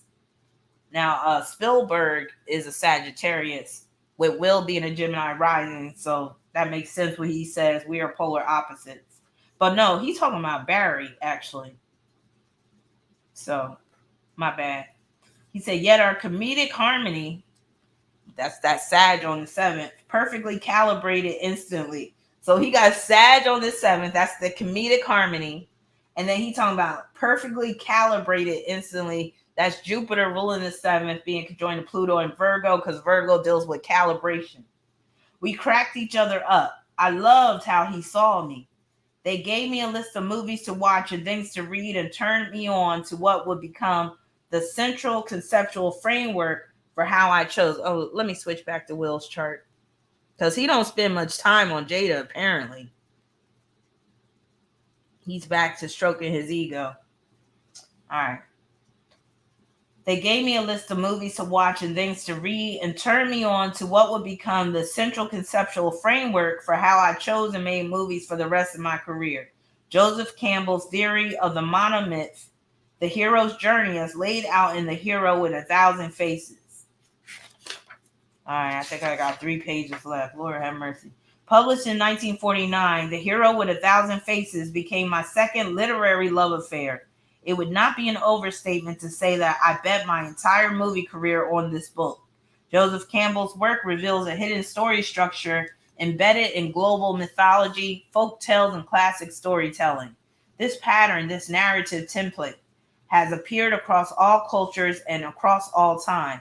Campbell theorizes that the reason these ideas, archetypes, patterns, and themes are so universally embedded in our stories is because they are universally embedded in the human experience. The human mind is a storytelling machine. That's his Cancer on the 3rd. The creation of narrative is hardwired into us. What we call memory and imagination are essentially just stories that we program into our minds as a survival mechanism to protect ourselves and to help us thrive. We are what Jonathan Gottschall called storytelling animals. Our minds abhor abstraction. From the beginning of time, humans, this is some Libra shit, man. I'm skipping it. He goes on about this Campbell guy. Oh my God. Some Libras, they like to, talk about certain authors, certain philosophers and stuff just to make themselves seem smarter and all that type of stuff.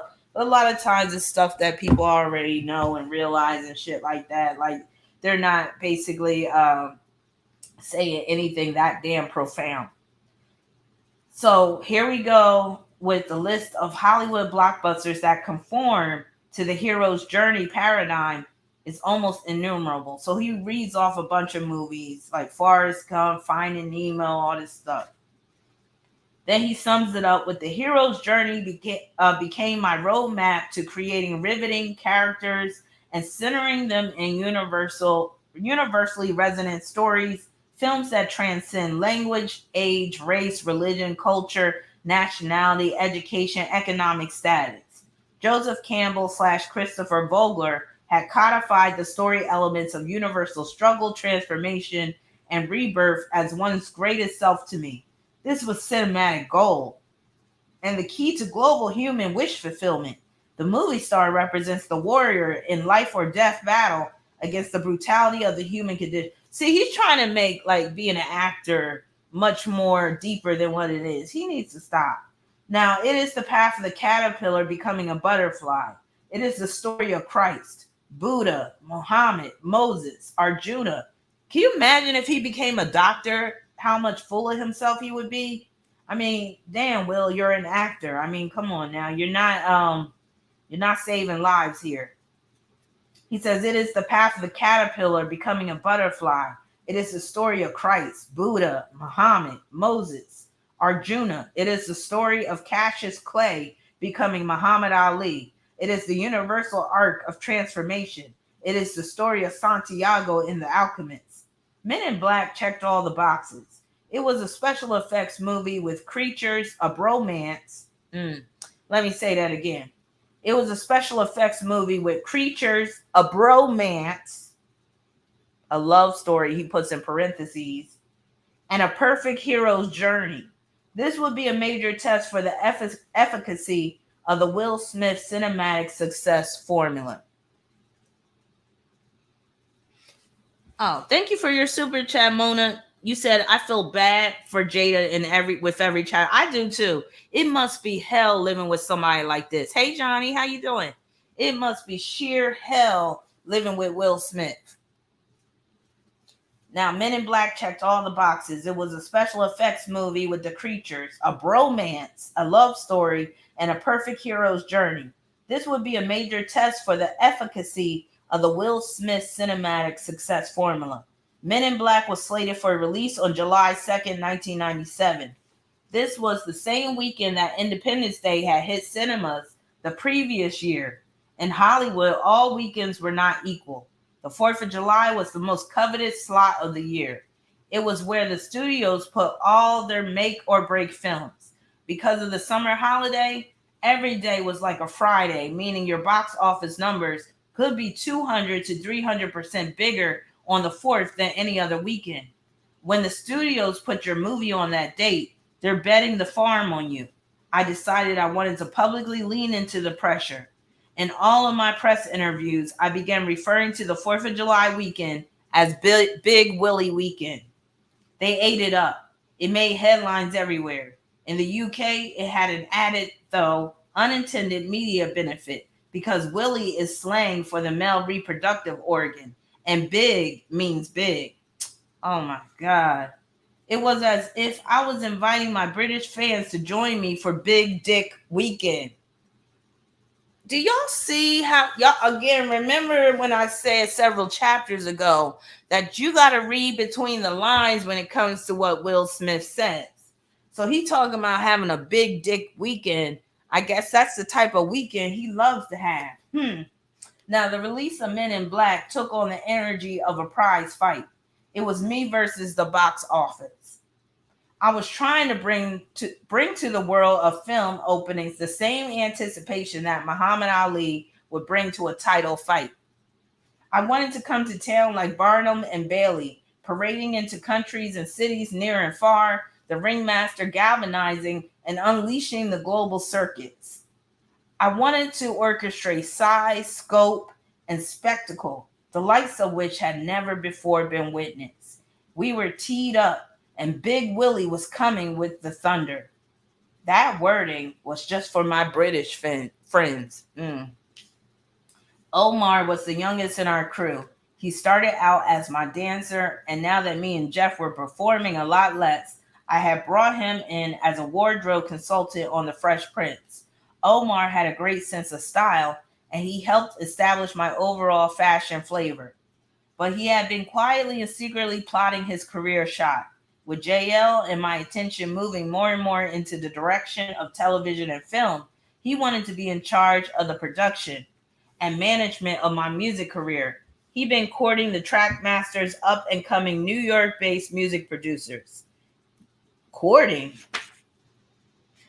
They worked with Nas, LL Cool J, Foxy Brown, and they had a vision for my return to music.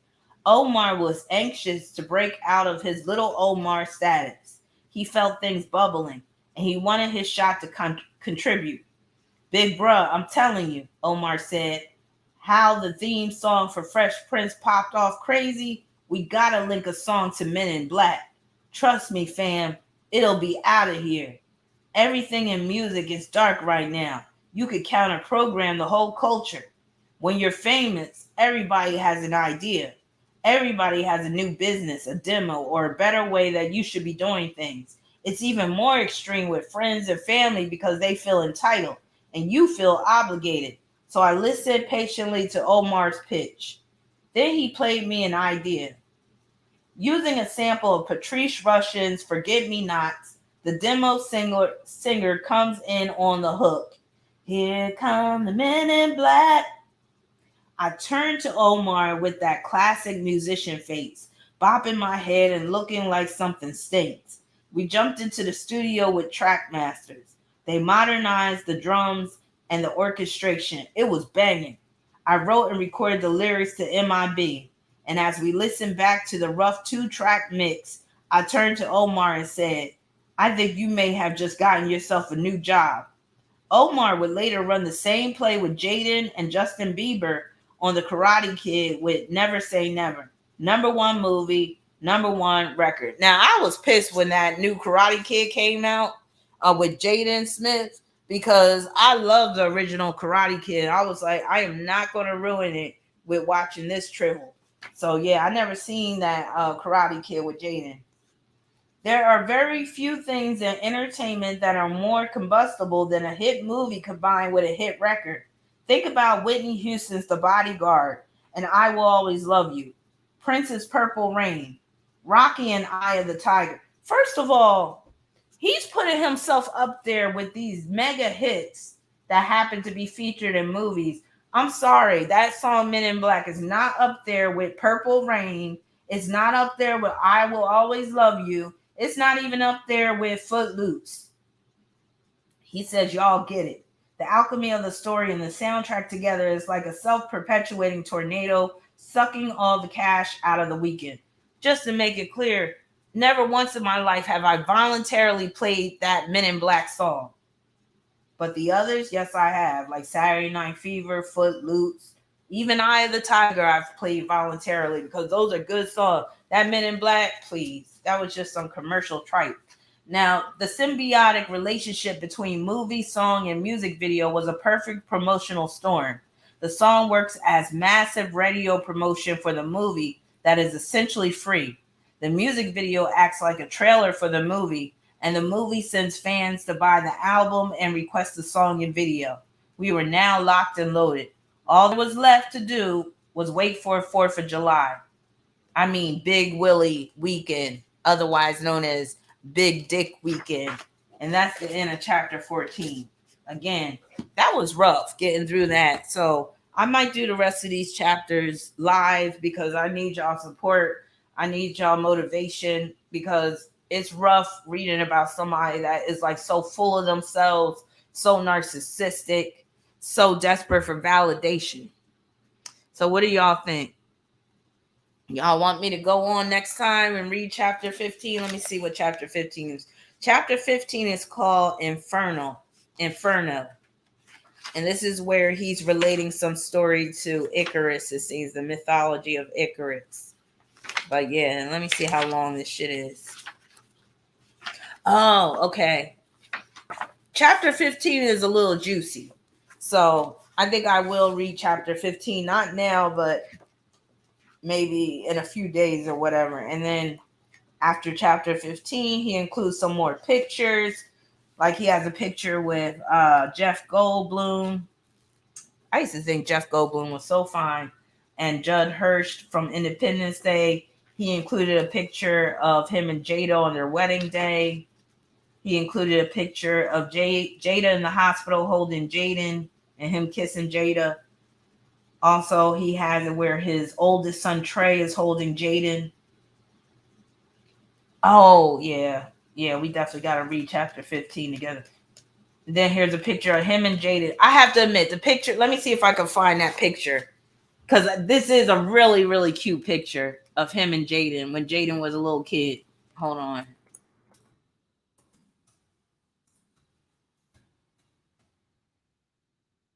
Hopefully they have it here.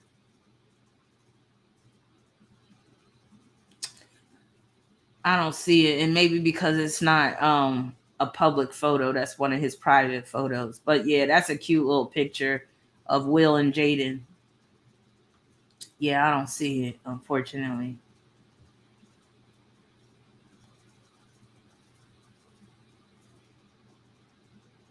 All right, let me see what other pictures he has. He got a picture of him and Willow when Willow was a little baby. He got a picture with Jaden, Cherie, Willow, Trey, and Jada. I wonder if he's going to get into the little tension that was existing between Cherie and Jada. Because Jada didn't like Cherie at first. With Jada and the children, also he has a picture of Mom, and Gigi, his mother and grandmother. He got a picture of Charlie Mack up in here. Of course he does. He looks the happiest with Charlie Mack. He got a picture of Muhammad Ali and him, Nelson Mandela and him, Mandela effect. Oh, he got a picture of Jada when she was in that Wicked Wisdom heavy metal band. He got a picture of Jada, him, and JL. A picture of him laying sleep with Jaden for the pursuit of happiness. Yeah, there's several. There's a picture of him playing some wood flute with Jada standing next to him. But yeah, again, oh, here's a picture of Daddy-O, crazy ass Daddy-O. Father's Day 2021. And then the last picture is Will and Jada in Egypt, or it looks like Saudi Arabia, one of those countries. But yeah, so that's chapter 14. Let me know what y'all think. And again, I'll be going live with chapter 15 because I need y'all motivation. Yeah, he has a picture of Daddy-O. Let me pull up the picture of Daddy-O so you can see it. Daddy-O kind of had that crazy look.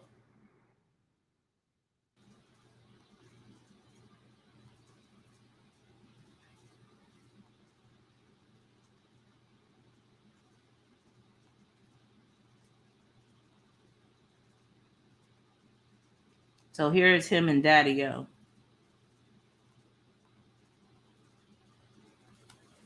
Daddy-O did look like he could whoop some ass. I think what happened with Will is that, oh yeah, we were talking about that when I first went live. Now, is it official, Johnny, about Kevin Samuels? Like, has anybody got their official report yet? Because I have been on for like over an hour now. Did anybody get the official report about Kevin? Let me see if we can catch a news report before I let y'all go. Kevin Samuels dead. Trying to see if there's been any updates. So this was 2 hours ago. 1 hour ago. This person's still asking, is Kevin Samuels dead? Here's 1 hour ago. Another person asking, is Kevin Samuels dead? Says Kevin Samuels reportedly found dead in Atlanta. His message will live forever. So that's from a Kevin Samuels fan. This says Kevin Samuels found dead at age 56 or just unresponsive. Kevin Samuels reportedly found dead. Women celebrate. Unconfirmed news. Oh man. All right, let's play that one. It's your boy Porter Flacco. Anywhere you go. Because it seemed like he a little bit mad that some women are basically saying good riddance.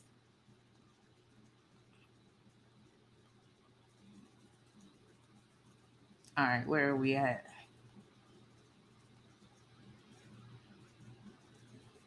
Anybody, you know somebody gotta know me. And we're back again with another one, folks. Now check it out. Now listen, man. So there's a rumor going around on Twitter, Instagram, Facebook, pretty much everywhere you get your news. There's even, a couple of news articles currently saying that Kevin Samuels has passed away at the age of 56 years old. Now, these rumors are currently unconfirmed. The family of Kevin haven't spoken out yet. Kevin haven't spoken out yet. There's like a dozen YouTube live streams on it. Now, the rumor is stemming from Gossip of the City. Now, they first posted up this tweet and said Kevin Samuels is out of here. Then they posted up a link to their Instagram. On their Instagram, where the links lead you, they posted up a photo, which I'm not going to post a photo here because, again, I can't confirm whether or not it's true or not. But in the photo, there's a woman who was claiming to live in Kevin Samuels' apartment. Now, she's claiming they found him unresponsive and they found him dead this morning. Now, there's some YouTubers who've been calling his apartment complex asking for Kevin, right? Like the front desk person. And the front desk person says something similar. Now, here's the thing, though. One, it hasn't been confirmed yet by anybody. We don't know whether or not he's dead. He could have simply found unresponsive, took him to the hospital, got his IVs, and everything was straight. So we don't know whether or not he's dead. All we know is this woman is saying this, man. But here's the thing, though. When you go on Facebook, you see women celebrating his death, including Twitter as well. They're celebrating his death, saying God will make mistakes, etc., man. And it's just sad to see, like, this is where we're at now, right? Like, this is where we're at now when it comes to male-female relationship dynamics, yo. That we've gotten to a point where we're celebrating the death of somebody for just simply giving an opinion.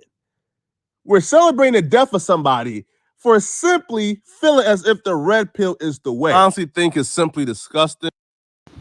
Off to college, yes, you went away. Straight from high school, you often left me.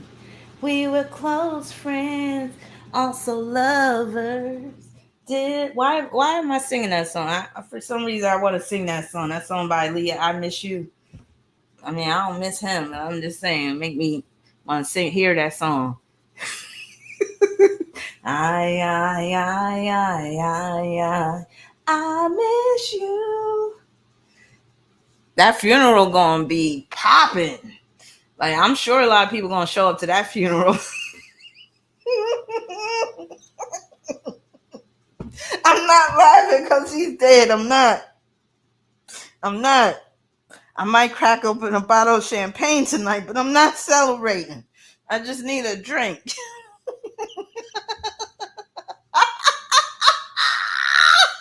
Let me stop.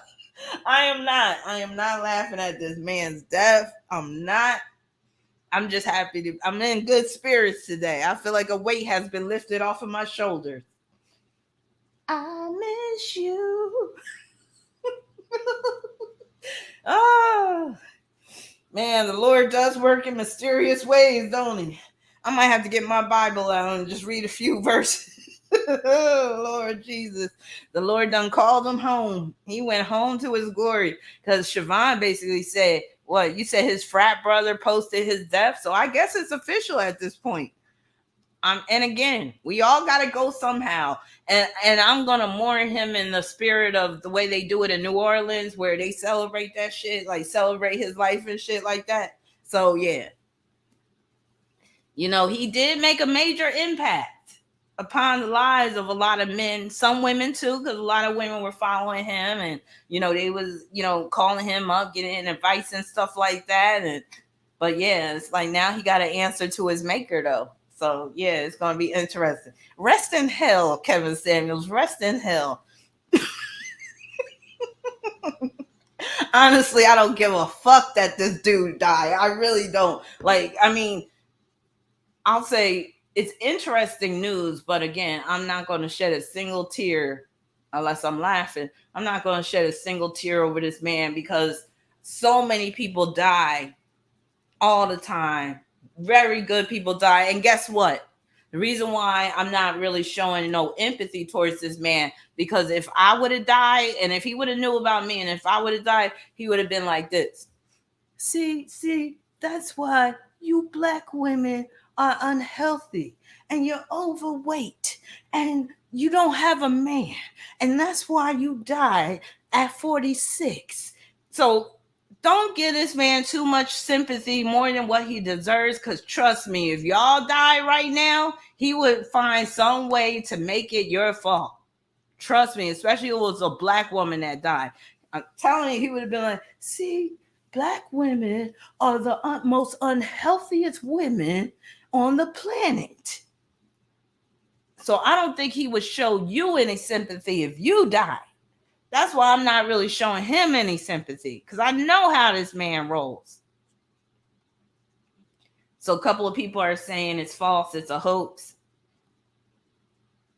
Well, he might be, if he's still alive, he might be meeting his maker soon, because all this negative energy being thrown at him saying he's dead, that's not good. But yeah, I'm actually, again, I'm not sad. I'm not happy either. I'm just, it feels like a weight has been lifted. It feels like it got brighter outside because we got some dark souls inhabiting this planet. And if we have to lose one along the way, I say so be it. And again, the Lord works in mysterious ways, and some people need getting rid of. I'm just saying. So, yeah, I just feel like he was a toxic influence when it came to, how men think about women. And there's so much division between the sexes right now. And I feel like he was fostering even more division. And that's the problem that I had with Kevin Samuels, that he really wasn't trying to help people improve their lives. He was more so using these women as a form of entertainment, like when he would go in on them and stuff and talk about how much they weigh and how much money they make and all that. He was very much about the superficial, very much about, what's on the surface as opposed to what's in your heart. So yeah, I mean, I saw him a few times talking greasy to some of these women, and I would look at these women like, you crazy to let some man that looked like Kermit the Frog talk to you like that. Like, I wish. But yeah, he was very divisive. Yup. Divisive. How you say that? Divisive. But yeah, he was all about, yes, and he was very much about degrading black women. It seemed like he had a chip on his shoulder. He did have Moon Square Saturn, and that Moon Square Saturn can do. Matter of fact, let me pull up this dude's chart real quick. Let's get into this real quick.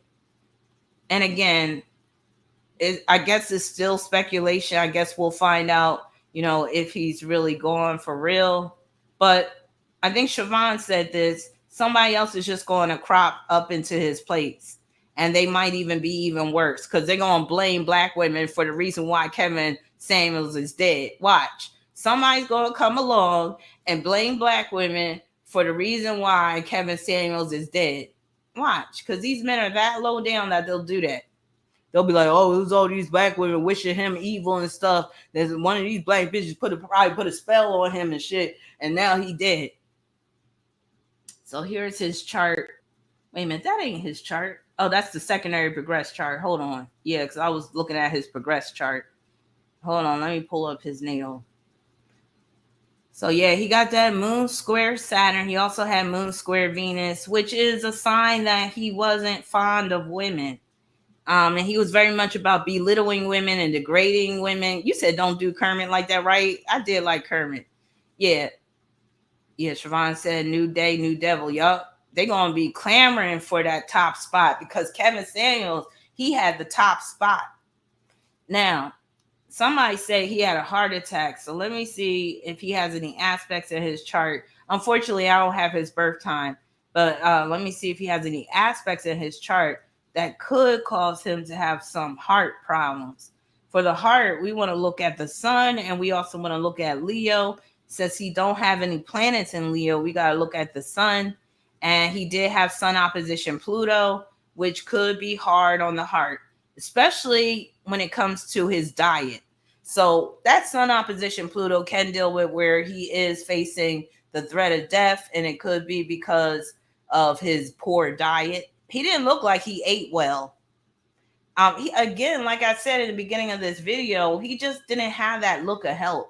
His face always had this ashen look. He had this dark countenance. Like, I really didn't see any vibrancy in his face. So I'm not surprised that he checked out early. And he did die pretty early. So yeah. But that sun opposition Pluto, that could definitely take him out. So, and that could be where like your heart just gives out on you just like suddenly and shit. So yeah, he definitely had the hookup where he could have had some serious heart problems. And then, like I was saying with his transits, he had let me pull up that transit chart. He had the transiting South Node making a trine with his sun. And that can be a death that's rather peaceful or a death that basically puts him out of his misery. Hold on. And then Saturn was making a quincunx to his Pluto. Oh, that's the progress chart. Hold on. He died right on Cinco de Mayo. What a way to celebrate. I'll be like, I'm not celebrating his death. I'm celebrating Cinco de Mayo. So he didn't have too many troubling transits going down right now, like outer transits, but he did have Saturn making a quincunx with his Pluto, and that could produce a life-threatening situation. With Saturn being in Aquarius, that could deal with an issue with the circulatory system, but it can also manifest as sudden, so like sudden death. And then he had that Scorpio South Node, 22nd degree, making a trine with his sun at the 22nd degree too. And know what that can also deal with the that transit of the South Node. If he is dead, that could represent this being like a high profile death, at least on Black social media. Because I think a lot of people of other races don't even know who Kevin Samuels is. Maybe some of the incels and the MGTOW men of different races, but he was more so of a Black social media celebrity. So that South Node trine sun, that could deal with an outpouring of sympathy, people being sorrowful about this, people wishing his family well, and all that type of stuff. They said accidental death? What, did he slip on some cum and fall? Oh, most definitely. He never came out and say he was gay, but if you look at his old high school picture where his hip all swinged out to the left, he was in the wait a minute, what was he in? He was a cheerleader when he was in high school, and he just had mannerisms of a man that most likely wasn't fully straight. I'll just put it that way. Well, Chelsea, just take you just got to take proper precautions if your sun is at the 22nd degree, and just always err on the side of caution, because that 22nd is no joke. It can deal with sudden death, can put you in freak accidents. So accidental could be he fell, took too much insulin. If he was diabetic, hit his head. So he died alone. Damn. Okay to say he Will Smith straight, right? But yeah, I mean, that's disappointing, but it is what it is. We all got to go sometime. So you think he might have had AIDS? He might have died of AIDS? King of Wands said, I had predicted that on my channel about Alabama Governor Kay Ivey with her son in South Node at the 22nd degree, that she's not going to either be in office long or she may leave in an unexpected death. Yeah, she might. With both at the 22nd degree like that, that can't be good. We're talking about Kevin Samuels, Queen Dar. Did you hear that he could be dead? Howard, he's dead. I wonder if he left anything behind. Did he have kids? Somebody let me know if he had children, because I wonder if he had a will or a life insurance policy or anything like that. Did he ever have any children? I miss you. I thought he was married before. So he has a daughter. I wonder if he left her anything, because he was making some major figures during the the YouTube and whatever else he was on and stuff like that. So he had 2 ex-wives. So you say he was married twice and has 1 daughter. Okay, well, let's hope that he left her something. But the way he felt about women, I wouldn't be surprised if he didn't leave her a damn thing. He might have left her some medical bills. I miss you. His boyfriend found him. I miss you. I don't know why that song is in my head. Siobhan, you said next of kin, he's not married, so daughter inherits. Well, if she's smart, she would take over that YouTube channel and atone for the sins of her father. Because you know what they say, the sins of your father might be visited upon you and your next generation. So she needs to take over that channel and make things right and be like, I just want to apologize to all the women that my father has insulted over the years. I just want to, just extend my, my apologies to the women that he belittled and degraded, and I'm here to make things right. And I'm going to tell you, I'm going to provide some real good relationship advice in honor of my father. I mean, she could turn this shit around. Yeah. All she got to do is take over his channel and just start off with an official statement like, my father has passed away. This is how he passed away. And, I'm sorry, this was, tragic situation, but I just want to let you know I do not stand with my father in terms of his philosophy on women or whatever. She would blow up and she would get all those women that didn't like Kevin Samuels on her side. Thank you, Aya, for your super chat. You said, yes, I knew you'd be on it. I'm late to the live, about to catch up. Yeah, I had to get in on this. And honestly, y'all want to hear my initial reaction when I heard the news. Y'all don't want to hear my initial reaction because you want to be like, she cold as shit. But that's just, again, it's my Capricorn energy. That's how I am. Like, my philosophy on death is not like how a lot of people think. Because the way I think, we all got to die. And again, good people die all the time. So when somebody like Kevin Samuels dies, I basically I either shrug my shoulder and be like, oh, well, that's messed up. Or I might even be like, good. Because again, we got enough negativity in this world. And we don't need people spreading all this negativity around. We just don't. But I feel like he was a miserable individual anyway. So by me saying good, it could be for his own good. Like, oh, you miserable, you hate life, you hate women, you hate yourself. It's better to check out then if you don't like your life. Because the man never seemed happy. Does anybody think he seemed happy? I just didn't see happiness in this man. Let me pull up another picture of him. Y'all tell me if he had the spirit of happiness in him, because I didn't see it. So somebody that's not happy with life in general, sometimes it's best that they do check out early so they could stop being a problem for other people.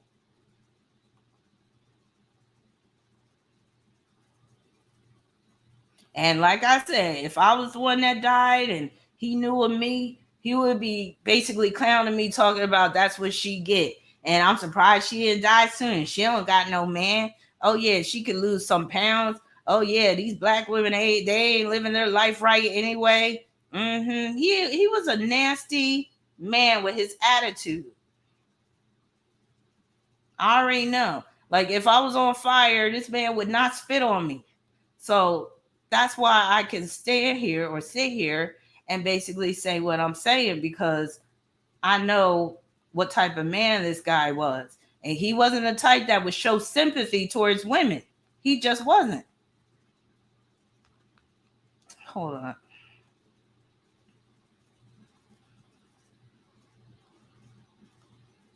He even clowned some of his male followers. Like, I remember one time he was asking this man how big his dick was. Y'all remember that? Remember he was asking one of his male followers, he was like, do you have a big dick? Like, who does that? Do you? And then the guy, he was trying to change the subject and he was like, no. Do you have a big dick? And I was like, God damn. Meet Merc said Kevin was a stank Pisces fish, right? Talking about he was a rainbow trout. That's what he was. Rainbow trout. And that's what I mean. Like, yeah, one of us was burning, he wouldn't even piss on us. Nope. So he was not the type of man that would show y'all sympathy. So why should we be showing him any sympathy? And anyway, he got off lightly, if you ask me. So if he did die, he got off lightly. Because the way his chart looks, it looks like he really wasn't in any pain or anything when he died. Now, somebody was saying that it's been reported that it was an accident. So it'll be interesting to see what kind of accident we're talking about here.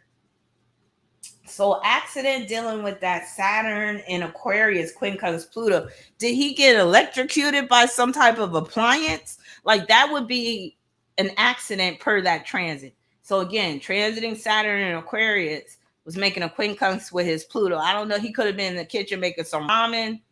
He might have, got electrocuted or something with some faulty ass pot or whatever. But yeah, I'm like, what kind of accident could he get into at home Again, that don't sound right.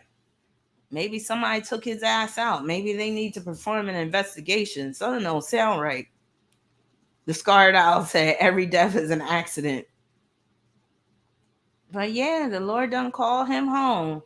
The Lord or the devil, whichever way you want to look at it. And again, it didn't seem like I don't think he's ever came out and say he was sick or that he had any type of disease or whatever. Does anybody watch him? Like, when was the last time he did a live stream? Does anybody know? Let me look at his channel. When's the last time Kevin Samuels did a live stream? Let's look.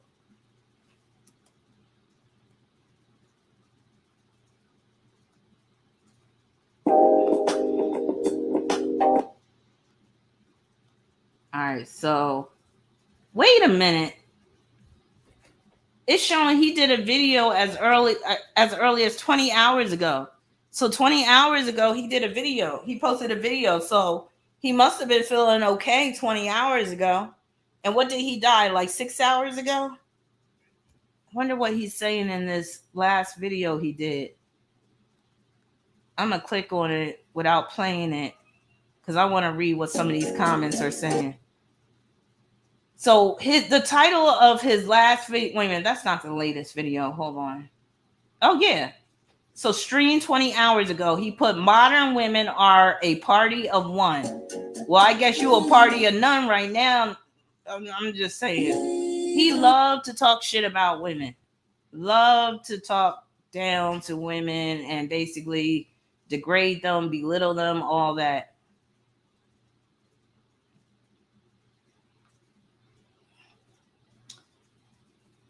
So nobody's posting in these comments about him being dead. That's strange.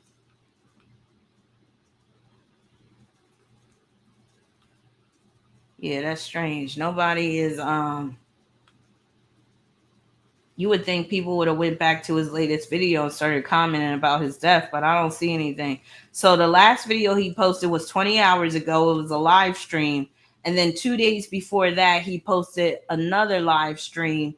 And then 4 days before that, he uploaded a video. So 20 hours ago, basically, he was fine enough to do a live stream, which is interesting. Thank you, Chelsea, for your super chat. You said, why do I hate this one client, LA, so much? What is she showing about me to me? So why do you hate this chick so much? Why do you hate LA so much? What is going on?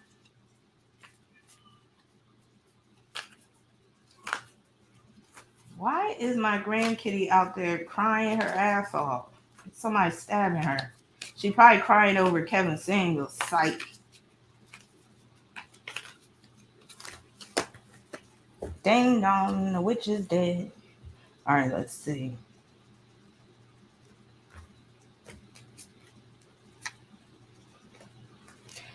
You may hate her because she acts helpless or acts too needy. Because I got the 8 of Swords. And she might play that, like she might play dumb a lot, or she might be ignorant, and you might just be losing your patience with this one. So that 8 of Swords says that. And then I got the Sun card to back it up. So that could deal with where you feel like she's a bit too dramatic too. So let me know if that's what you're picking up on.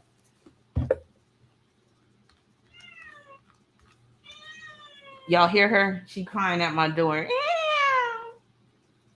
Oh, you sad Kevin died? Girl, get over it. Oh. Let me let her in. Hold on. Did they leave you?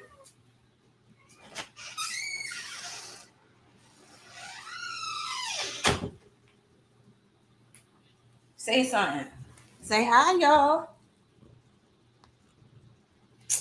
Oh, now you don't want to talk. She getting big. She turned 1 already. Her birthday was like a few days ago. She a Taurus with that Mars and Cancer. That's why she don't ever want to be left alone, right?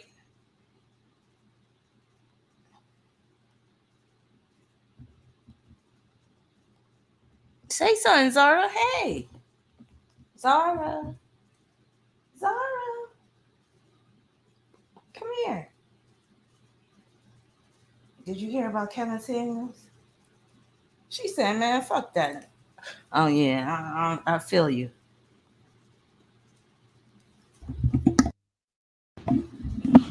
Go ahead, say something. But yeah, let me get on out of here. But I guess we'll really get some more about this story. We'll get the official story soon. But yeah, we all got to go sometime. Sometimes it's before we're ready. I wonder if he was ready to go. I doubt it, because he seemed like a man that was firmly attached to this material earth. Seemed like he really didn't have an ounce of spirituality in him. So you said his last interview, he was talking to his sister. Okay. Yeah, did you hear the purr? Yeah, she was purring. Yep. Mm-hmm. Yeah, she definitely a Taurus. But yeah, let me get out of here. I'll be going live with my Mars and Pisces video probably either tomorrow or Saturday. So stay tuned for that. And if you would like a reading, my website is in the description section. And that's basically it for now. So love y'all. Thanks for joining me for this Will Smith book. I'll be back with chapter 15 very soon. And y'all have a good night. All right. Peace.